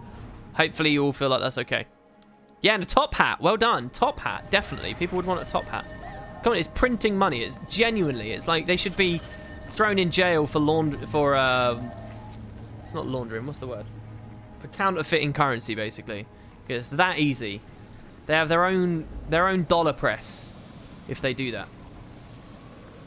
And while they're at it, go to the content creators and give them affiliate links for mount skins. Let's do it. The really sad thing is, though, that would actually earn them a lot of money. You'd see a lot more people on YouTube doing, like, Black Lion weapon skin reviews and shit if that was true. If they could earn off of gem purchases and stuff. And it would feed into itself like mad. It's actually quite a scary thing to look at in terms of, like, can you trust content creators and what they say and stuff. And what are authentic opinions and what is an explicit advertisement versus an implicit one. You should make 2 armor mount slots and sell armor slot skins for mounts. Yeah, I mean, I like the idea. I think that, you know, as great as the mounts were, I think in terms of, like, game, matters of economy and matters of gear, I actually think they could have done a lot better. I think that they could have played with the hero panel more and given us, like, a saddle and, you know, I think that in terms of itemization and sort of reaching more systems in the game, I think mounts actually were quite underwhelming to me. Like, as great as the animations are and the gameplay is and all that stuff, don't get me wrong, you know, I'm not taking anything away from them. But I think that if you really think about it, there's a lot of other things they could have done in terms of, like, stables and buying shit for them and stuff. That's all possible in the future, potentially, but there will have been missed opportunities by not doing it immediately at the outset. All right, here we go. So we got the Forged Rampager. And I know there's, like, saddles kind of in the game and stuff, but you get what I mean. I'm talking, like, Aqua Breather associated with underwater, an item associated with mounts, or more, you know. Okay. And mount naming and buying name tags to be able to rename your mounts and stuff. Like, I'll tell you another reasonable thing they could do for monetization. Allow people to name their mounts, have it appear on the user interface here. So this is called Hopper, and this is called blah, blah, blah. And sell for, like, I don't know, like 120 gems on the gem store. Rename tags, where you can change the name of your mount art if you're not settled on it. You guys might immediately think, oh, well, no, they shouldn't do that because that's like asking rangers to have to pay to change the names of their pets. But I actually think that that was never done, more because that's like a tax on only 1/9 of the population, and that doesn't feel right. But because mounts fundamentally hit the entire population, I think that opportunities like that are now actually open. Just because a precedent was set by the ranger system, I don't think it's perfectly comparable, and they could do that, and they could get away with that. So, yeah. Alright, so we got a bounty right near the Realm of Torment here, it seems. And this guy's the legendary, you know? Oh, God, he's one of the surfers. Oh, God. Alright. Oh, I really should have put on something else. I don't know. Oh, God, he's got the look. He's got the look away mechanic. Oh, the excitement. Hope you guys have got a good amount of mobile DPS here. It's amazing how quick people go down, actually. You don't realize how hard the boss is hitting until suddenly you see all these bodies around you and you're like, oh God, that's going to hit me in a second as well. Oh, I just caught this guy at the last moment. Keep the geysers going. Must res. Look at this. Oh God, rebound. I'm trying, everybody, but there's 50 of you. It's not easy. Here, have some regeneration and cleanse.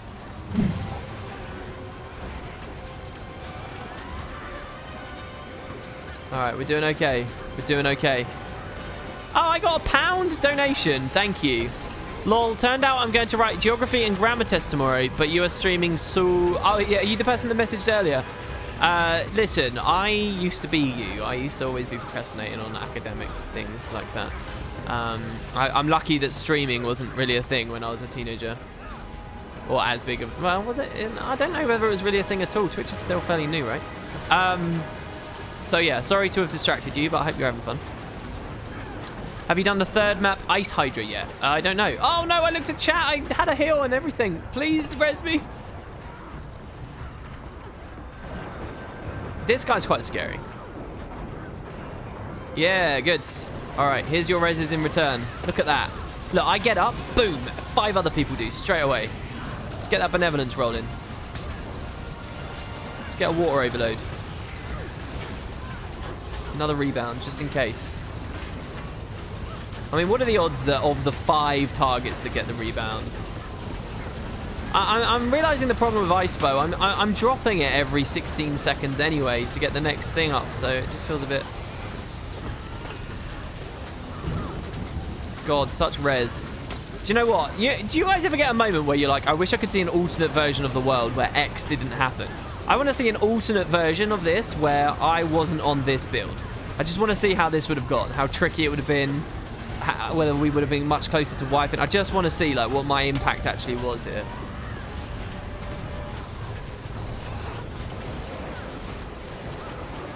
Good stuff, guys. Well done. Nice. And that's not to suggest I think I carried a whole Zerg there, but I just want to see like how much more we would have struggled. Yeah, this is the Desolation. Yes. Yeah. The Desolation indeed. So there we go. That should be the next bounty board done. So one more board. Where is that? Is that the Lair of the Forgotten?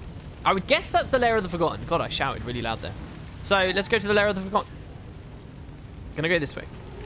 Have you seen the event in Vabi with 2 actors playing Joko and Shirai? Yes, I have. I think it's really good. Yeah. Have I tried playing a Res Scourge? Actually, yes. I was playing an Apothecary Scourge. On Transfusion, really. I don't think it's anywhere near as powerful as what you're watching on this stream. But I never played it in any big Zergs, so maybe it is. Mostly I was focusing on pumping lots of barrier out rather than the res angle of it. I swear I was evading during that. Anytime someone is running that heal build, you can totally feel it. There are a lot of mechanics that just nuke you. I don't think this is the only very powerful heal build either. But in terms of hitting more than 5 targets, I think is one of the ones that is better. Because obviously the second someone's in a field and then they don't need it anymore, it overlaps. And you get so many overlapping water fields at once. Plus the Soothing Mist. You need to make your lore series with 2 paths. One is Joko history, the other is boring history. Ha! That's kind of a cool idea. Oh my god, guys. Thank you. Official JPEGs. Hey man, thanks for the host. And I wanted to give you something back. Dude, oh, you're the... I was like, I recognize that name. Why do I recognize that name? I hosted you yesterday, didn't I? Dude, that's really sweet of you.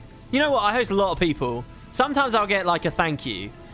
I think I've never had a donation as a response. Thank you, man. That's really nice.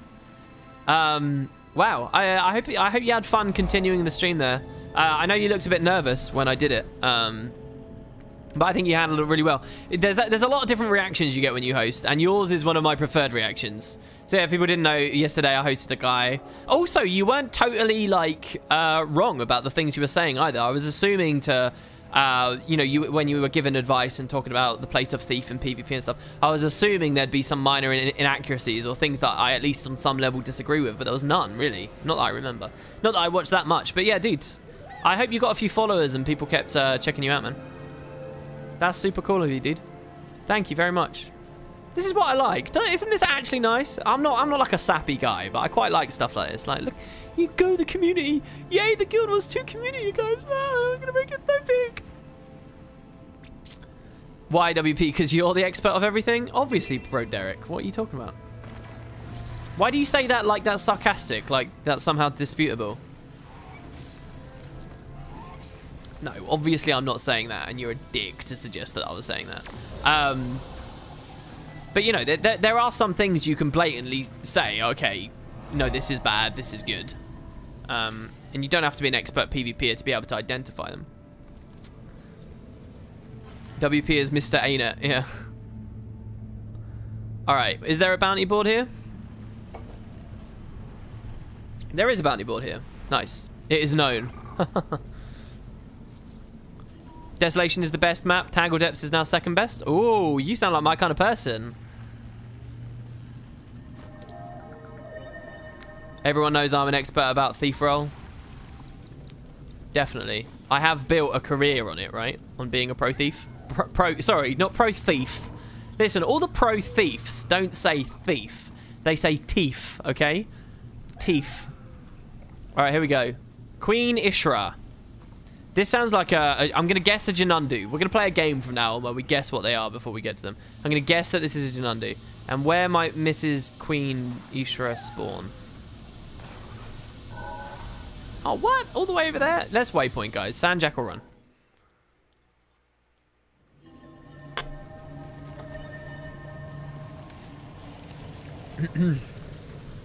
Rugs and teeths. Yeah, pro teeth. And Messmars. That's the other thing as well. Alright, let's try and make it. Go, go, go. See, I love just the colours here. It's so nice. And I love the little pools of water, right? Like, honestly, it looks so good. Or sulfur, I should say, sorry. God damn. Wait, did we not already... Did we not already do this? And it is a worm, sweet. But did we not already do this? The Jin place is really nice. So glad to see that Jin had some role to play in POF, even if not in story instances. Yeah, absolutely. And in Vabi too, the Jin are really interesting. I think we'll see them step up more also upcoming in the next story. There's a champion and a legendary one in this map. Right, and we're fighting the legendary one now. The final legendary. We didn't have any problems with legendary spawns on this one, so that's nice. Wait, so if thief equals teeth, then what's a group of teeth? Thieves, a tooth. Yeah, the other one was a legendary. This was a champ. Good point, guys. Oh, the other one's a champ. This one's a legendary. Do you know the Hive leader personally? No. WP, at some point, you should try a Seraph Firebrand. It's amazingly fun to be able to pump up damage and be able to support your friend. Yeah, I wanted to play a Scourge Firebrand. Oh, Scourge Firebrand. A Seraph Scourge and a Seraph Firebrand looks really nice as well. It's funny because ever since that was added in Lake Doric, I liked the idea. And I just never set the gear up. So, yeah, it's more reason to do Living World Season 3 maps, which I'm really happy about as well. You know, after HOT came out, I never had as much encouragement to go to Season 2 maps as I have now that POF is out to go to Season 3 maps. Like I just mentioned, you know, I set up that Viper Mirage. Jesus, what's going on with my brain? I set up that Viper Mirage, right? And, you know, I went back to those maps. It's nice. It's also nice to go back on the mounts as well. I realised that Bitterfrost Frontier is fun on the skimmer as well. Just like Draconis Mons. Like, you can glide over the little gaps on the ice and stuff, and it's just nice. It's comfortable. It's fun to bob over those. Okay. Oh, wrong waypoint. Don't come to me. Do not follow your commander, for he knows nothing about Guild Wars 2. Did Matt invite me to go to Japan with him? No. He knows that I would have said no to that anyway. It's not like I could afford to do something like that. Hunt down Azar Swinging Pendulum. Alright, all the way up here. Let's walk. I want to walk because we can unfog the stuff, and I don't like waypointing too much. So let's walk.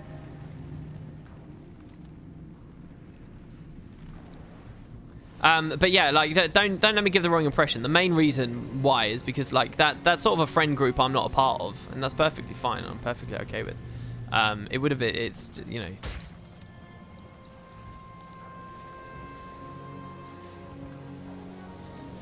If you're going to do the Elite Specialization video, there's an NPC in Human Personal Story called Deadeye Della, and she's using a rifle, so maybe something interesting to mention. Yeah, that's okay, I think. Maybe. If I remember to talk about that, then yeah, that's cool. That's a nice little bit of trivia. I don't know. I'm curious about upcoming hints as well. This idea of Ritlock picking up a greatsword, maybe meaning Rev gets greatsword. I like the idea of Ritlock de-specializing as well. Or de-elite specializing, I should say. I'm just going back to Core Warrior now. He's like, screw Glint, screw all these people. I don't care about these voices in my head anymore. Like, if you really think about it, there's still so much we didn't get on him in the Mists. Like, in what capacity did... What happened to cause Jarlis to be in his brain? Because I always like the idea he met him. Also, you know, there were a lot of other things they didn't do, like... all the exciting theories about what he actually did in the Mist, none of them were true in the end. Like, meeting Rurik and... I don't know. You inspired me to make an Elementis, and I'm so confused after only having played Necro. You will get used to it. If I were you... do not boost it and immediately go Weaver. That is going to be awful. Take your time.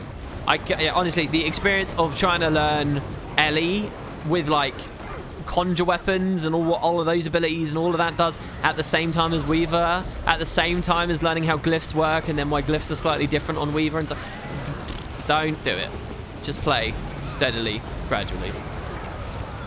Is he using Jarlis in game though? Actually, very good point. He's not using Jarlis in game. The only thing that's relevant is Glint. That's a good point, and I'm wrong about that. What do you think about giving classes skills that make their mechanics more usable, like giving Spellbreakers and Scourges a skill that gives enemies boons so that you can remove them?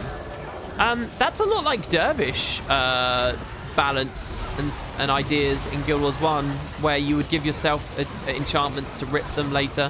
And Mesmer had that as well. The idea of Shatters back then was removing your own hexes for a short term, for a more immediate, impactful bonus and stuff. I think there's... I don't think they'll do that because I think it leads to some weird opportunities and things.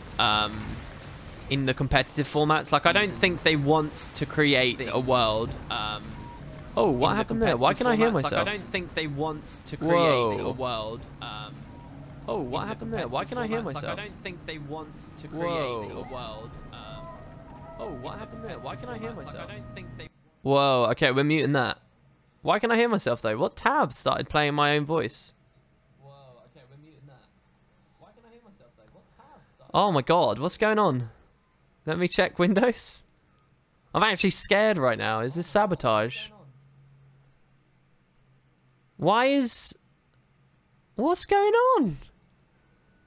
Why can I hear my own voice? What happened? I didn't press any buttons. I didn't do anything. Why is there a deleted message up there? Oh my God, that's ages ago. Oh my God, I need to scroll a lot. What is happening here? Panic, we're live again. Time loops. I don't know what's happening here.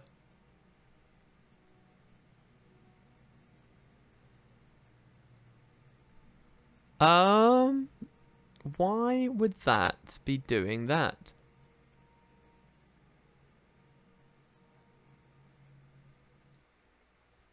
It's just my voice. My voice is the only thing that's looping back through. All right, we're just going to play muted. The game's going to be muted. I don't know what's going on there. Technology's been really weird. Do you know what? Last night, the laptop that I use in bed randomly turned on when I was trying to fall asleep. Just randomly out of nowhere, it just turned on. Kind of terrified me. I'm like scared someone's like remoting in. Someone's doing something, guys. Oh dear. Oh no. Oh, Halloween's coming. What if it's that? What if it's it's not a monster? What if it's some malicious person who hates me because I don't know. Why? I don't know. It's possible. Money for the wrathful. Maybe it was the bounty we just killed. They're getting vengeance. Oh, I'm genuinely a little bit disturbed right now. I don't know where that's coming from. All right, well, look. See, if I was more technically minded, if I was a smart human being. Come on, Windows, stop doing that. That's so annoying. Stop doing that. For the love of God.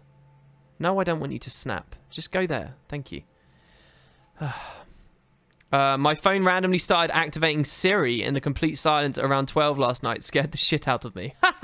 Oh, God, yeah, I guess I know what you mean there. That crash was not just you, WP, it was everybody. I checked in on other streamers. I don't believe that for a second. I don't believe that. Even for the slightest, teeniest, weeniest little moment. That site-wide, all of a sudden, all streamers could suddenly hear their own voice. That would be creepy shit. That would be really weird. No, it's some weird, incompetent issue on my end, because I'm a fool. It was everyone. It was a Twitch. Twitch said my network went down. Twitch went down? Yeah, but why would that play my voice back to me? And then loop it? Happened to all streamers. It was WP. Twitch crashed. Really? What, so if I unmute now, am I going to start hearing myself again? Oh. Oh, wow, okay. Why wouldn't it? Because it's such a weird bug. What was that? Oh, maybe it's just because I had it playing in one of my browsers and I never muted and it auto-played or something. Wow. It's April 1st in Africa. What? Okay, creepy. So it was a Twitch demon. Ooh. What a weird event to have happened. What paranormal event to have happened. I'm quite lucky, I think, because I don't stream very much. And here it is. It's fortunate we have been blessed to have been a part of this. If you have mini preview on, it runs in the background. It was probably in the mini preview somewhere then. Look, now it's been solved. It's like any magic trick in the whole world. WP is so multifaceted. I think the joke is that I'm very single-faceted, actually. Oh, Uwindle, you have a message on Reddit that I disagree with right now. Ooh, what was it you said, Uwindle? You said something that I disagree with. I think it was a balance-based discussion. What have you said on Reddit recently?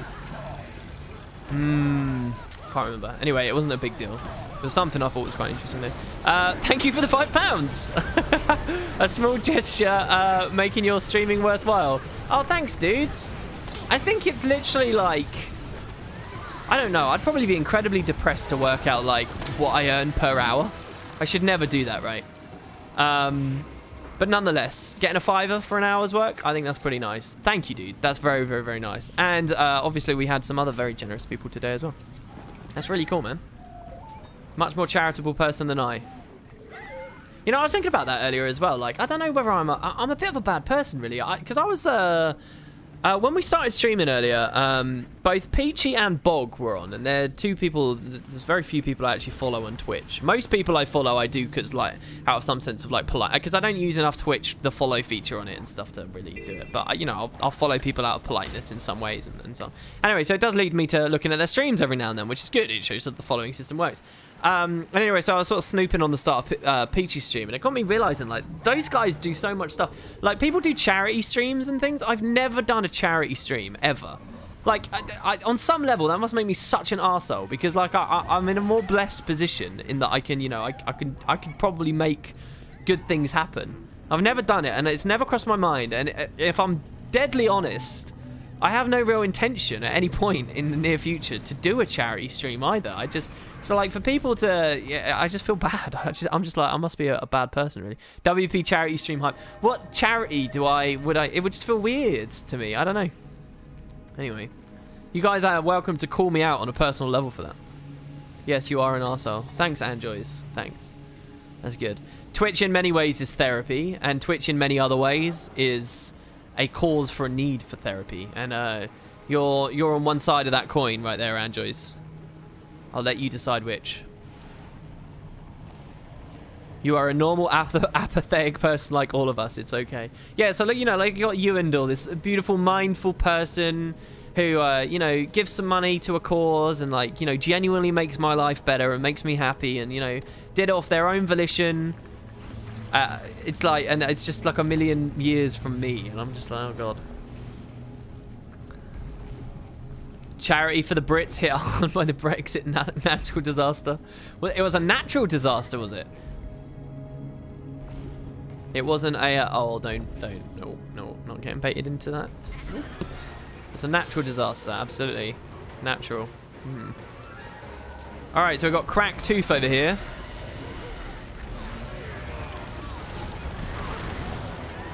Thank you for the stream, WP. Sadly, can't live off of only your streams, food and stuff. Dude, I don't understand. What do you need? What do you mean food? That's not your money. That's my money in waiting. That's the way you got to think of it. Old people are natural, says Elizabeth 92. Yeah, it's funny because I was talking to a cabbie the other day. I'm not going to get into... This isn't about Brexit, but I was talking to a cabbie the other day about housing developments and stuff. And like house prices and stuff, and it was amazing to see the cognitive dissonance in this old geezer, because basically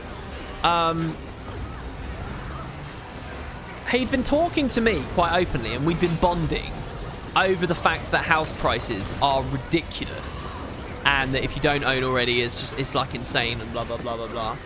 And I started talking about a local area where they were trying to do some development, and the people who lived in that local area, and this is where the cabbie lived, where people lived in this local area, kept protesting against a development there, you know, development of new houses nearby, because they wanted that rustic, like, country aesthetic or whatever nearby. And for, like, the first 80% of this cab ride, he's going on and on and on about housing prices with me and happily nodding along. And so then I bring the conversation over to this picketing and stuff, and I ask him, you know, what his opinion is on all of that. And he's like, oh, yeah, I protested against that. Oh, I don't want them building those houses there. You know, this is my area. This is where I live. It's like, you fucking moron. What the hell is wrong with people? Like, development should not be such a, like, gross thing to people. I don't know how our culture got to this place where it's like... Oh, God. And then he started coming out with blatantly ignorant stuff, talking about gypsies and things. And I was like, okay, this is why you don't talk to random members of the British public. Fuck me. And yeah, that was the cab ride. I was, of course, very pleasant and nice and so on. Anyway, King Janus. Hunt down King Janus. Did we already do King Janus? I hope not.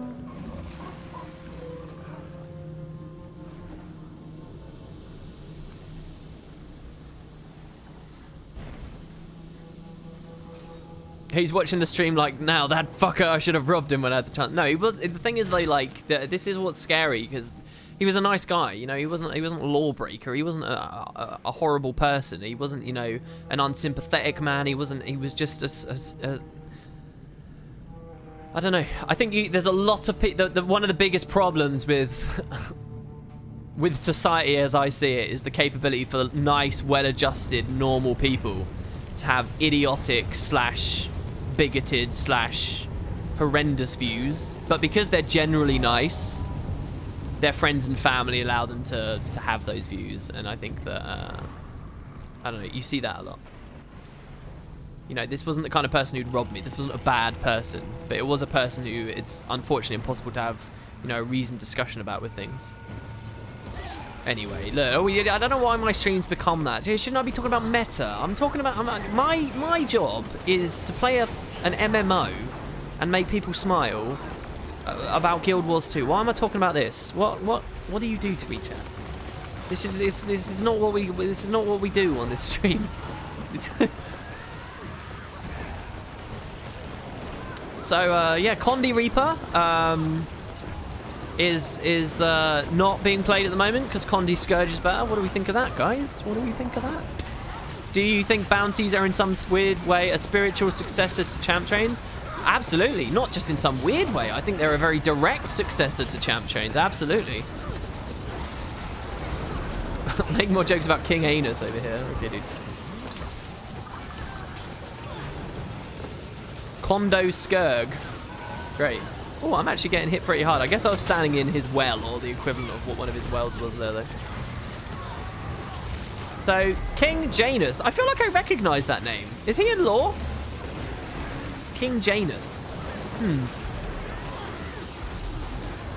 You can make me smile with Guild Wars 2. Gift me 1,000 gems so I can transfer to Underworld. Oh, what, for World versus World purposes is that?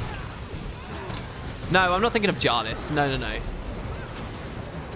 How do you feel about the raid meta failing to shift in terms of support roles, WP? We talked about that a lot earlier on the stream, so I'm not going to answer that. But I want you to know that I have acknowledged the question. I just think we've already done enough on that. As much as I just joked about it a second ago. What's your favorite Guild Wars 1 throwback? Janus is in the Guild Wars 1 in the Desolation, I'm pretty sure. Oh, is that it? Oh, you want to go there for the EU Spuds? Oh. Oh, are we having the Spud branches focus on specific regions now? That's quite cool. This is the last bounty here. This is the last one. This is nice. It takes about 2 hours to do a map. This is like God mode for streamers. This is such good streaming content. It's like perfect. Oh. Oh, it died again, apparently. It still says I'm live. Twitch down again. Rip. Not your fault, WP. Ooh, but it's back quick. Does this mean it's splitting my VOD into loads of different things? Because on my end, this has all been one stream. Just press F5. Tell people to press F5 if you can hear me, guys. I'm just going to pretend people are here. You know, it worries me, actually, that Twitch went fully down earlier, and I managed to rant my way through it so comprehensively that I didn't even realize I wasn't getting valid responses to the things I was saying. Fucking network error. Guess I won't know if it went through or not. You done or talked about what's to come lore-wise, where you'd go, earn about, face, etc.? Wait, what's to come lore-wise? Where would we go, earn about, face, etc.? I think we'll be going south. Oh, what? Wow, this event procced. Right as we were going to go into the door. Do we even want to go into the Bone Palace? Don't we go under the Bone Palace?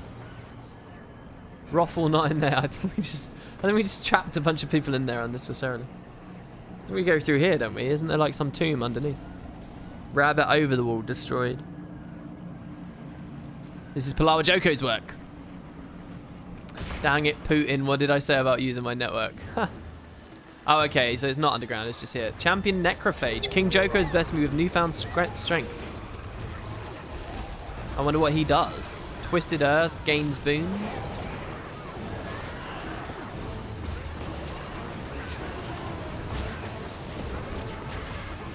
No big heals yet. He's not really hit anyone with anything. I'm just putting some Frost Aura out on people. We'll see what he does. I anticipate his first attack, proper attack, to come in a second. God, he's not doing anything. Bro! Oh, there you go. He's got a well down. Oh, one guy went down there.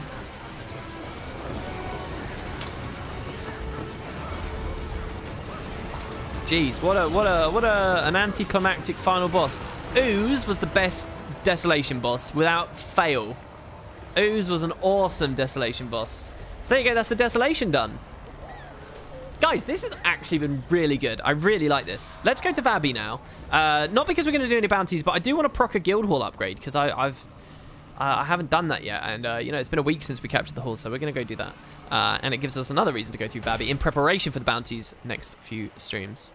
I had another donation. What? And I missed it. Hello from Manchester. Been watching your YouTube for a while, and I've finally been able to catch a stream after watching your Zero to Hero. I love your work, man. Thanks, dude. When you say you watch my Zero to Hero, do you mean you watch just the one big sum-up video at the end? Or do you mean you watch the entire series? Because I think that opinions and perspectives and things... Like, look at how good this looks, honestly. Look at this. And do you know what I'm really proud of? The reshade as well. The little bit of lens dirt that comes on here. Look at how soft, beautifully soft it all is right now. I think that the people that watch the final sum-up video tend to have not quite as full opinions as they could have as opposed to watching the entire series. But I know that watching the entire series is a big request of people. So, So yeah, but it's really cool. Thank you very much for that £6. You guys have been really, you know, in small ways, quite generous. It's very nice. Engaging open world content.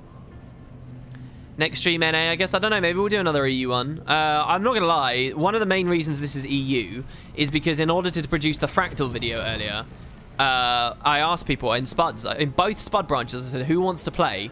And not many people responded. And of those who responded, it was mostly EU people. There was one NA guy, and unfortunately he couldn't come in the end because the majority were EU. But it was EU that turned around and said we want to play. So I swapped to EU.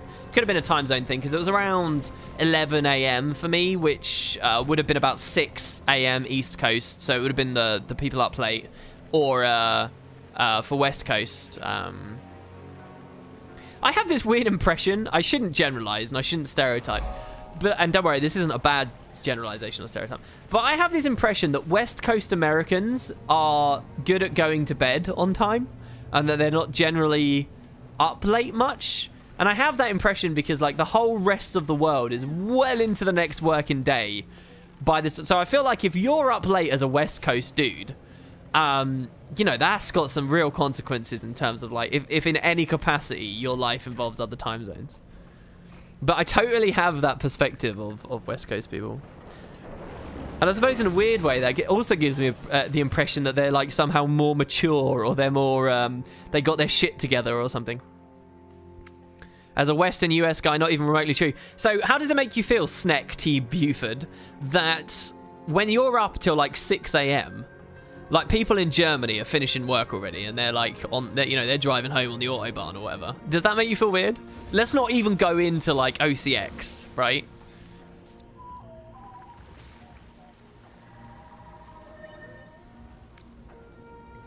We do not have our shit together. I know, it's just sort of a vague impression I get just because of the way it sort of all works out. Ellie, yeah, says Autobahn debated. LMAO, I'm West Coast and I haven't gone to sleep yet. Wait, really? What, since yesterday? It's 7 PM for me, mate. It's dark. What are you doing up? Are you seriously? You're still up from yesterday and it's 7 PM for me. What day is it to you right now? Are you still sort of in the... You still think it's Sunday? Is that true? Wow. I'm very new to the guild stuff. What's the best way to help Spud 2? I tried to be at all the events and stuff, but besides that, this is really cheesy. I say this about my YouTube channel as well. People who can't donate or sub and go to Patreon and stuff like that. The best way to do it genuinely is just to talk about it a lot. Be active in the community. Type to people. Give people responses. Encourage a community. And also, just like...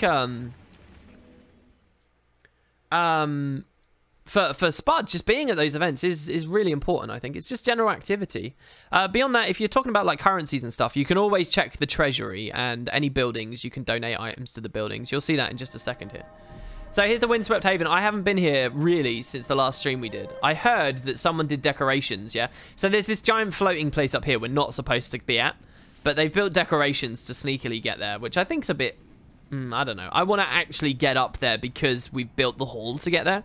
So this is far more interesting than anything we saw in the other two halls. Like, this is cool, right? A giant floating thing up here that we can only do after a paywall. I like it. But if you want to cheat, then we've built a staircase apparently out of fractal stuff. But yeah, so let's go to... so we've got 2 buildings on the go right now and the opportunity to start a third. I'm going to go and just flesh out the tavern a little bit here today. And I'm just going to see what people have donated already. And if they haven't done anything, we'll just leave it. And on next weekend streams, I'll make sure preemptively stuff is sort of prepared. But yeah, so let's go to the tavern. So this ruined building here. And let's see if we can help them out. Now, we're not necessarily going to see any kind of building change here. But we'll see something. Is that the war room? Wow. Someone said the new guild hall is so small. No, that's not true. It's just more centralized, I would say. I don't think it's true that this is small. It might feel small compared to all the other maps, right? But that's just because these maps are enormous. Compared to the other guild halls, I think this is actually, if anything, preferable because you don't have to wander around so much. So anyway, any upgrades available for the tavern? So we can pick up the scribing guild gathering bonus. So this cost coarse paper, leather squares, ingots, crystals, ectoplasm, planks, and omnon berries. It's also taken 500 Ethereum from the mine, and it's going to take 25 favors. So I'm going to pick that up right there. And now we've got nothing left in the mine. That was our entire mine capacity that we've done. So now the tavern is actually full up, right? And it's ready and it's waiting. The only way to keep going is to spend like a lot of Ethereum, like 1,000. So to do that, we need to go back to the mine now, and we need to help our guild to increase its storage capacity for Ethereum. Remember, Ethereum is a fancy name for the rocks we're pulling out of the mine. Magically infused rocks, basically. So we're going to go to the mine now. Let's go north. Need to remember that I can mount. And also, I don't know the layout of this very well, so if I get a little bit lost every now and then, don't judge me too hard here, guys. Is the stream a bit blurry? You do have quality settings. Perhaps it's one of those that's the issue.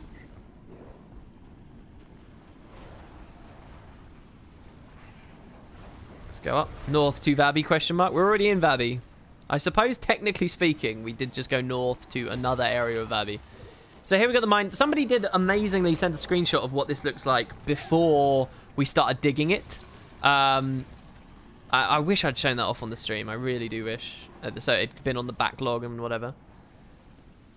That looks really cool off in the background there, though. So yeah, we're gonna dig our way through and really get a load of what this looks like, guys, because this is going to expand massively in the future. And so it's nice to see like the earlier tier versions. I wonder how disappointed the dev that did all of this is feeling, knowing that so few of the player base would ever look at this version of this thing. Anyway. So we got some representatives and stuff. Let's go chat with her and see what she's got. Mine. It's all mine. I mean, look, it's mine in the ground. What do you think of it? Okay, so here we can get Ethereum capacity. So this will increase our storage capacity for Ethereum. It will also give us 35 guild experience. So by doing this, we'll increase our maximum amounts from 500 to 1,000. But this costs 500 to do, and we just spent that 500 at the tavern. So the most efficient thing for us to have done would have been to do this first. And believe me, I did understand that before this stream, and with the other branch, we did it in that order. But this time, I don't see the rush, really. So because we did that at the tavern, we'll now wait to get this next 500. And we'll buy this at the start of the very next stream. That'll be when we do this, and then we'll figure out some other stuff on how this works. Maybe I'll show every upgrade on the stream. I don't know. That could be fun. That could be a long-term enough project. That would allow people to know when to meet up and experience these cool moments. It could be better than the way I did it with the last branch. But yeah, so we'll do that then. Okay, has anybody got anything they really want to talk to me about? Anything, frustrations, enthusiasms, anything before I close the stream down? Because there's not going to be any more until the end of the week. So, as the weekend starts, as always, it's been a great long weekend with you guys. I've enjoyed it very much. There will be a video on fractals going up very soon. I just want to say as well, you know, like I said, I'm very flinchy at too much bullshit in the streams, but I just want to say thank you very much. Anybody who donated today, let's read them out again. Plain Game of Fool, thank you. Ewendell, man, thank you very much. Official JPEGs, in exchange for that host, I guess. Thank you very much. Maestro, 1363. Valsaran earlier as well, who also called me hilarious, which means more to me than the £3. Thank you. Who doesn't want to feel hilarious? And everybody who subbed today as well. I know we didn't do any giveaways, but it's been a lot of fun. What do crumpets go best with? All right, this is kind of gross and kind of fat, but slice of cheese, butter, and then a slice of cheese. Like clover spread on there and then a slice of cheese. I'm telling you, it's good. It's good.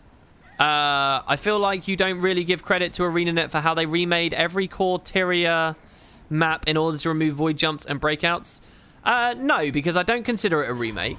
And because I don't consider it a design thing. Like with things like that, that's not like some design innovation that particularly inflames my imagination. That was a brute force, probably grueling, annoying process for QA people to go through for ages and do that big ass pass on. And also, a lot of it was done, and I do, you know, I'm not trying to be offensive with this. A lot of it was done shoddily. Massive area, guild trek locations, entire jumping puzzles, map completion elements. a lot of stuff was locked off, and it was fairly slapped out there. And I still also, on some level, kind of question the whole design thing. I think there should be a mechanic, a resource associated with riding mounts in core Tyria maps. I really do. So yeah, I mean, I appreciate it, but I just, to some extent, I think that kind of comes with the territory. And so, I don't know, maybe, excuse me if I'm not bending over backwards to applaud people for doing their job. And I hate that opinion, and a lot of people come out with that. When the devs do something really good, and people are like, this is awesome, thanks so much, you always get these sneery bastards online that say, oh, why are you thanking them for just doing their job? So it's their job to do a game. You paid them. It's their job. I hate comments. I really nearly always invariably irritates me. And I appreciate I'm expressing that logic myself there, but for something like that, that's kind of how I feel. You know, they made the decision to do Quarteria mounts, and putting those walls there was a necessary evil, and there you go. Yeah, butter and cheese. How hard is it to get into a raid as a power herald? Depends. In pugs are cutthroat, man, and I think you'll struggle, but it depends on the pug. If you get a guild group, man, you can play whatever you want. Just find some good friends. Find some people who are vaguely competent at the game, and play it if you want. That's why there are invisible walls for a little while. Yeah, and some of them are still remaining. There was a Reddit thread even today talking about Dredgehorn Cliffs, I think, and kind of a weird roundabout way you have to do to get one of the map completion things because they sealed off the entrance of a cage or something.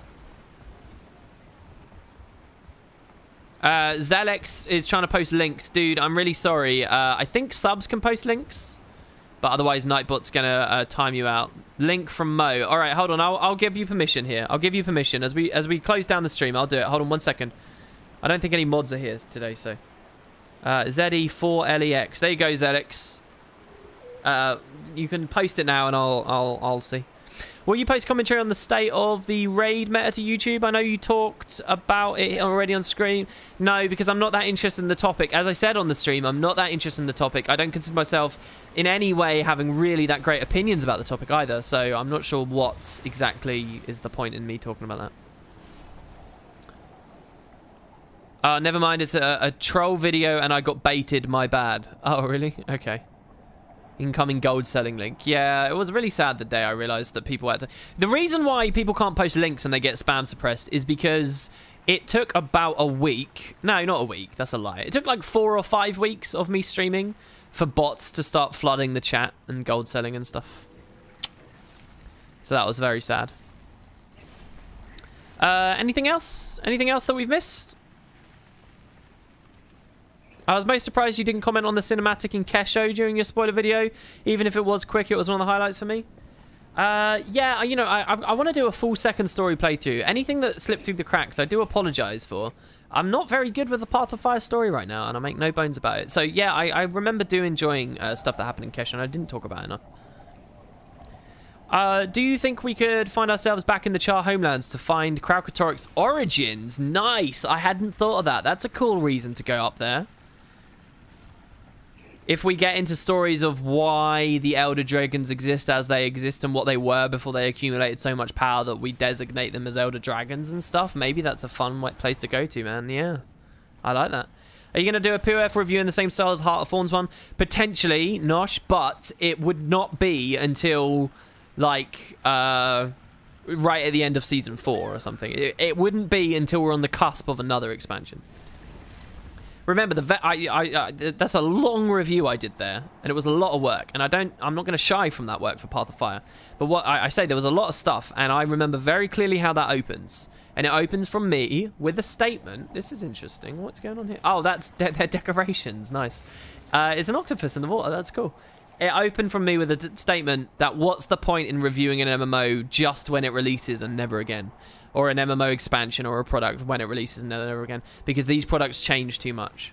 So why do a review now? Now, I appreciate reviews when they release have a value of their own, but it's not a value I think that I can add to the pool of. If I do a review, you know, like the advantage of my Heart of Thorns review, if you watch my Heart of Thorns review tonight, when this stream turns off, go to Wooden Potatoes on the YouTube channel. You can watch that review, and pretty much everything I say in it is 100% accurate and relevant right now, and is unlikely to change because it was done at the end. So you really understand that product. If I did one for Path of Fire, and I talk about Weaver's Sword not hitting enough, and I talk about Bug X and Bug Y, and metas not having rewards and all of that, what use of that? We know that shit's going to change. And what if Season 4 is terrible? What if there's all these really long content droughts and stuff, and yet I've talked about it as though there's none? What if raiding goes completely to pot? What if they announce an upcoming card game and Guild Wars 2 Path of Fire is really this and nothing more? You know, some of these are silly hypotheticals, but they're all reasons to delay a review, in my opinion. So will we wait on POF story review until like 2 years from now? So the story stuff is different, and I don't know. I don't know how I'll do that. Maybe, yeah, one full video talking about it could come 2 years, and I'll do like more Living World style stuff. I don't know yet. I'm kind of getting low-hanging fruit these days. Like the Fractal thing, which was left, and, you know, other more basic videos. Do you think the gods are out of the story for good now? It does strike me that the devs don't like writing about the gods, and their fear to develop that storyline in any kind of meaningful, tangible way in this expansion. Even tracing right back to the start of Season 3, I think, actually. I think all of those are signs that maybe they don't want to.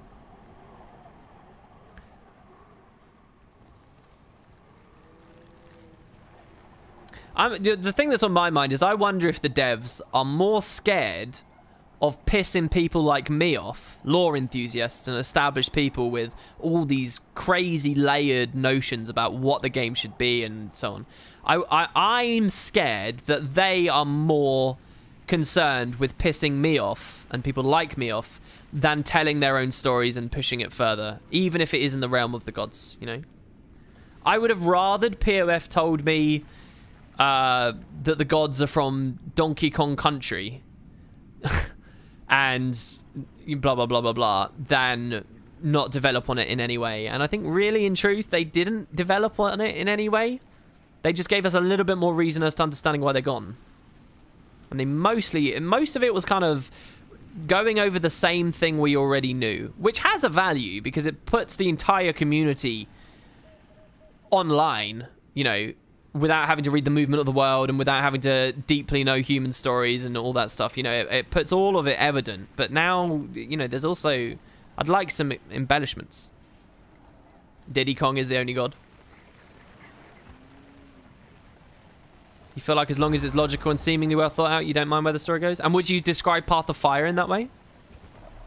Would be my question to you.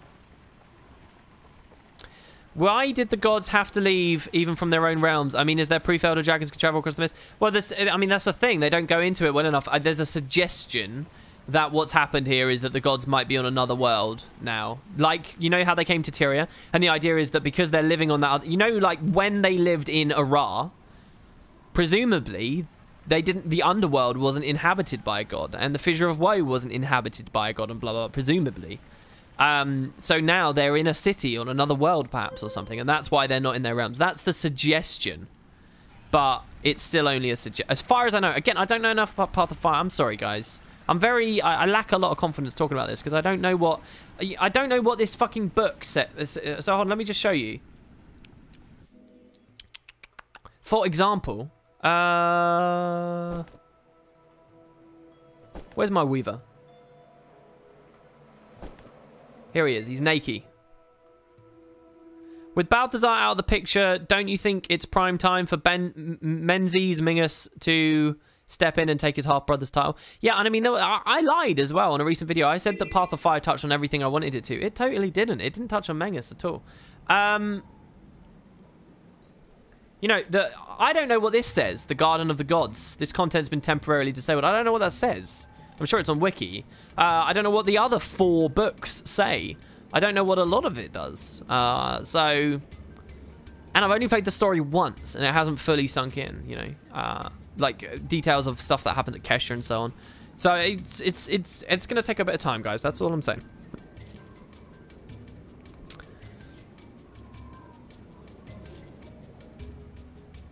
Man, I wish they'd realised the POF soundtrack already. Well, I wonder, you know, they haven't done that. I wonder if what they're going to do is compose a ton of Season 4 music, and the Path of Fire soundtrack can be Path of Fire plus Season 4 together, right? And in that way, it can all be bundled. Because otherwise, they leave themselves in these weird places where it's like, do they do a season 3 soundtrack? I mean, technically there's like what, 6 or 7 different pieces that were composed for it, like long pieces. There were lots of smaller pieces as well. But really, what we want to do is attach that to Heart of Thorns, but they'd already done the Heart of Thorns vinyl and stuff. So maybe after season 4, and I appreciate that means that's a long wait for the community, but maybe that will make it that bit more special when a vinyl comes out or something. Also, just because they did a vinyl of 1 doesn't mean they'll do more. What do the other gods do with the power they stripped of Balthazar? Great question. There are suggestions there's another god out there. Did you find the Guild Wars 1 stories more advanced? I don't know what that means, really. I think they had a certain allure to them, but I also think a lot of that's muddied by the passage of time. I also don't consider a hard line between the two. I really don't. Some people are like Guild Wars 2's lore is this and Guild Wars 1's lore is the real lore. I do see them as a progression of one another. I think sometimes they can trample on the Guild Wars 1 stuff, and I do think in terms of Balthazar's characterization in POF, he was trampled on. And I was a bit disappointed in the AMA to see their responses, where they were like, oh no, Balthazar was always like this. He always just was angry. He always just liked war, and he always... I think that's a bit rich. And I think to completely deflect the criticism, as they did, by denying the suggestion he was more about honor and stuff ever existed, I think that was a bit crude. And I didn't quite like that response in the AMA. That Redlock quote about short-term games versus long-term stuff seems to be the state arena is in there with the Griffin and some stuff. And narrative. Royal, again, like I say, sometimes your comments, I don't know, man, sometimes they are bang on point. That's a great observation. Short-term games versus long-term... Yes, I'm bang on with you. I have a lot of respect for you for thinking that. That's good. You yourself said he was the god of mass murder, though. No, I said that the personal story describes him as a god of mass murder. But that doesn't mean they weren't already trampling on the idea of him then. And that doesn't also mean that just because the personal story presents the Asuran interpretation of Balthazar as having mass murder as part of him, that can be true while also still keeping about courage and honor as the humans perceived him. You know, these aren't... That's a false dichotomy. They can all exist, you know.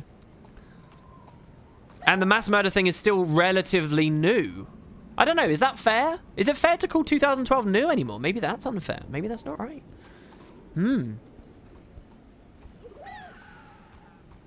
I should think about that. I should ruminate on that. You might have something to chew on there. All right, I'll go 1 or 2 more. Well, we did see some honorable aspects of Balthazar, like how he decided to spare Ritlock for Ritlock's assistance. Yeah, good point, Cossage. I think that that is something to consider. He was quite gracious to Queen Yasemin's ghost in Siren's Landing. Was he? That's interesting. I don't remember that either. That's like calling 2009 releases new when we were in 2014. Humans had different perceptions of Balthazar. Why is it unfair to only show how Balthazar actually is? No, because you're saying that...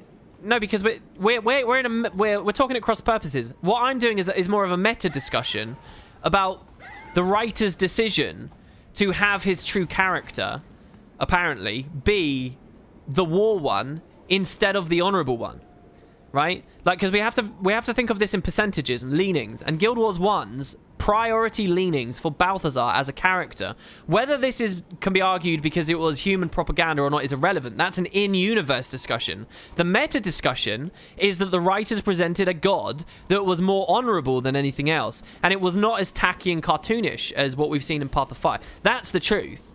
And so the writers made the decision to go in a different angle instead. And maybe that's because they get off on the idea that the gods are, you know, these deplorable creatures that, you know, it's every man for himself and his unity in the races, and we, you know, and all that, which you get a lot in Siren's Landing as well. But that's the point. You know, that was the bit that they honed in on. And when we talk about organic storytelling and following up on established precedent, that's not necessarily the way you would have expected it to have gone. Now, you can wrong foot people in a fun way. Oh, we all thought Balthazar was great, but he's actually horrible. But I can't make the argument that Guild Wars 2 did that well. You know, Guild Wars 2 didn't, at the start of Season 3, have him be all nice and, you know, very honorable at all, really. It was immediately 100% angry. Or not 100% angry. Anyway, I'm just saying I can understand that. Yeah, it happens in the flow of magic story step when you go to Balthazar's reliquary. This is what Yasemin says. Queen Yasemin. Oh, yes, he came to visit this reliquary, and I was the first to greet him. He was very gracious and asked me to maintain the reliquary. But when we left, it went still. That's awesome. That's really cool. That's nice. I like that. See, and I like that. And I wish that there was more of that. Maybe it's my fault for not remembering that one bit in Siren's Landing, and maybe there's more in POF. I openly admit I don't know POF fully. I would hope that there's more of that. Lazarus was nice and honourable. Yeah, and that's another good point, actually, because that complicates the whole thing as well. Like, can't we say that all the deceitful parts of Lazarus were actually Balthazar? I don't know whether that's... Now, I think it's a bit muddy for my taste.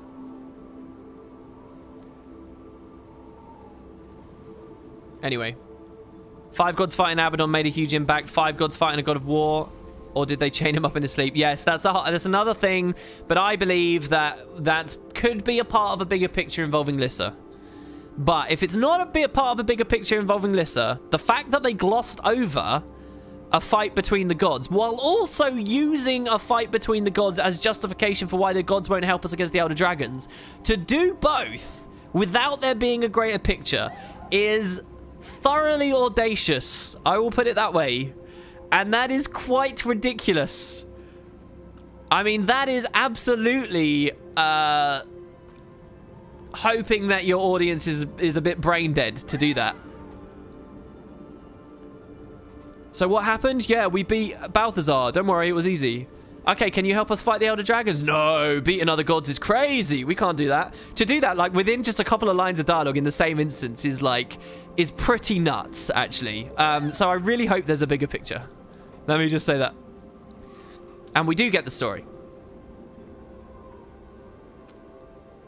Yeah, I think there's a good headcanon argument to be made that one happened in the mist, so we didn't see. And, you know, we have actually seen the effects of turbulence in the mist if you look at, like, Gods of the Swamp and stuff.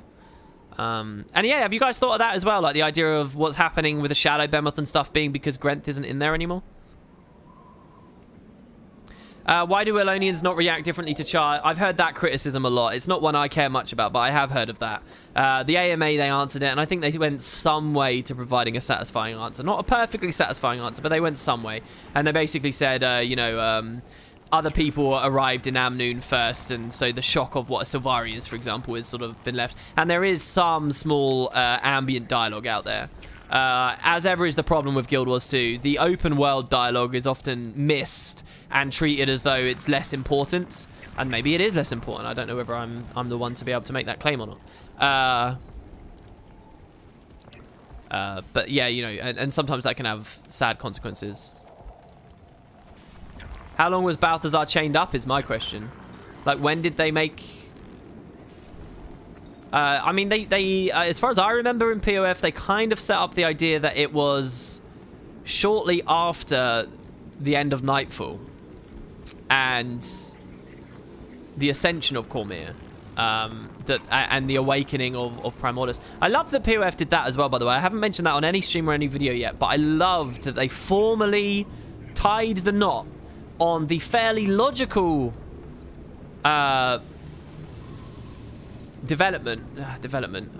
story thread that the end of Nightfall, the stirrings of Primordus were because of the end of Nightfall, and it wasn't just a coincidence, right? This one epic adventure just rolled into another. I mean, obviously, topside meta-wise, we know that it's actually just because they were a game development company and they needed to make another story and they felt they'd done their God one and now they were going to go to something else. But the fact that they formally tied that knot and said, yeah, one led into the other, that's beautiful. And that creates this lovely cohesion between the two experiences that I'm very much for. And obviously it was very easy to always say, oh yeah, that's a thing. But the devs actually went out there and said it, and Path of Fire really liked that. I did like that. Small thing perhaps for most players, but I enjoyed it. You'd be surprised how good it is, the open world dialogue in Guild Wars 2, and it's treated like an afterthought compared to games like Destiny that make the open world matters a central piece of their games, according to marketing, of course. Can you rephrase that? What do you mean by that? What does Destiny do differently to Guild Wars? Shit, I went over it. The story shows that Balthi left the Mists shortly after Ritlock, so he would have found the White Mantle or kept tabs on them during Heart of Thorns before revealing himself as Lazarus to Bauer. Sometimes, you know what I love the thought of Cossage, right? Imagine if they went back and updated the first instance of HOT. and you know, you get the cutscene with Ritlock bursting out. I mean, Jesus, in POF, do you know what would have been really cool if in POF the mist cutscene we got, if it had kept going, and we get to see the Heart of Thorns cutscene again. We see Ritlock charge through, and then we see him immediately dismount a Morgem Cavalier, and then it cuts, right? Like, to have been able to have seen that happen, and to be like, oh my god, that's when that happened. That would have been a really spicy meatball. I would have liked that a lot. Maybe they were scared to do that because it's like they treated that random Morgem dude as this big epic moment when in fact it was nothing. But I think that would have been good. What would also be really epic is post Path of Fire, they updated that first instance, and you see like a scraggly old man spawn in the middle of that defend the cannon part at the start of Heart of Thorns, and the scraggly old man just runs off. How good would that have been as well? And you'd be like, oh, that's Balthazar, shit! Wouldn't that have been good? The little things.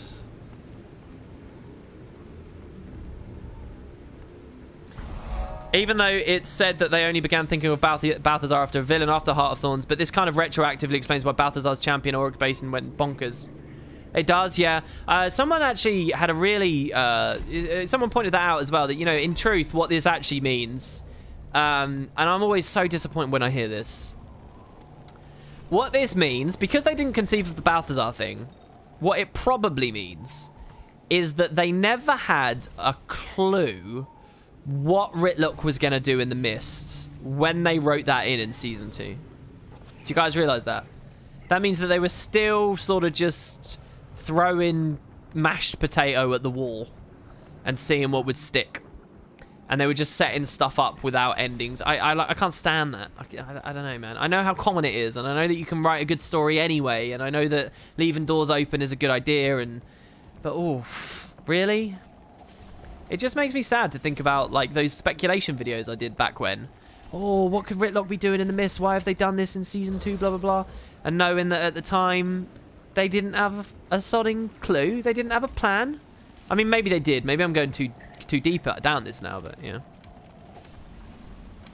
Yeah, and Cossage, you're right. It's iterative story development, and in some ways, it's a necessary evil. I understand it fully. I really do. Especially when we deal with not just the fact this product has been updated in the way it is, but also that it's so many heads writing the story instead of just a single person that has full creative control over narrative direction.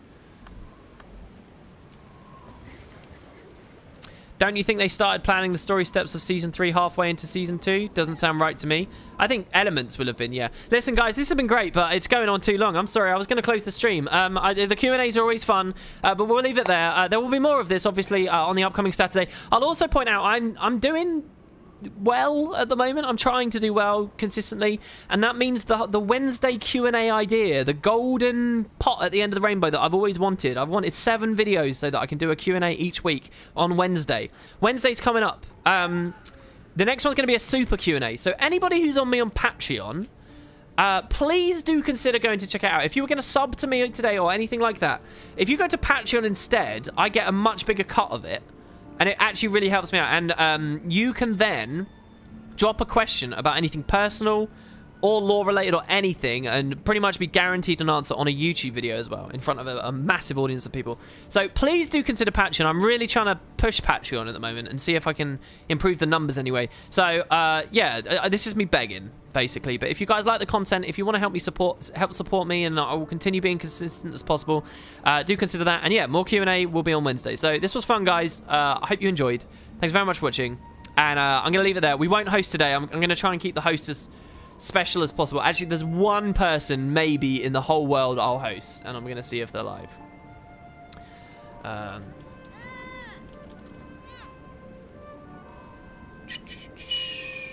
Let's see.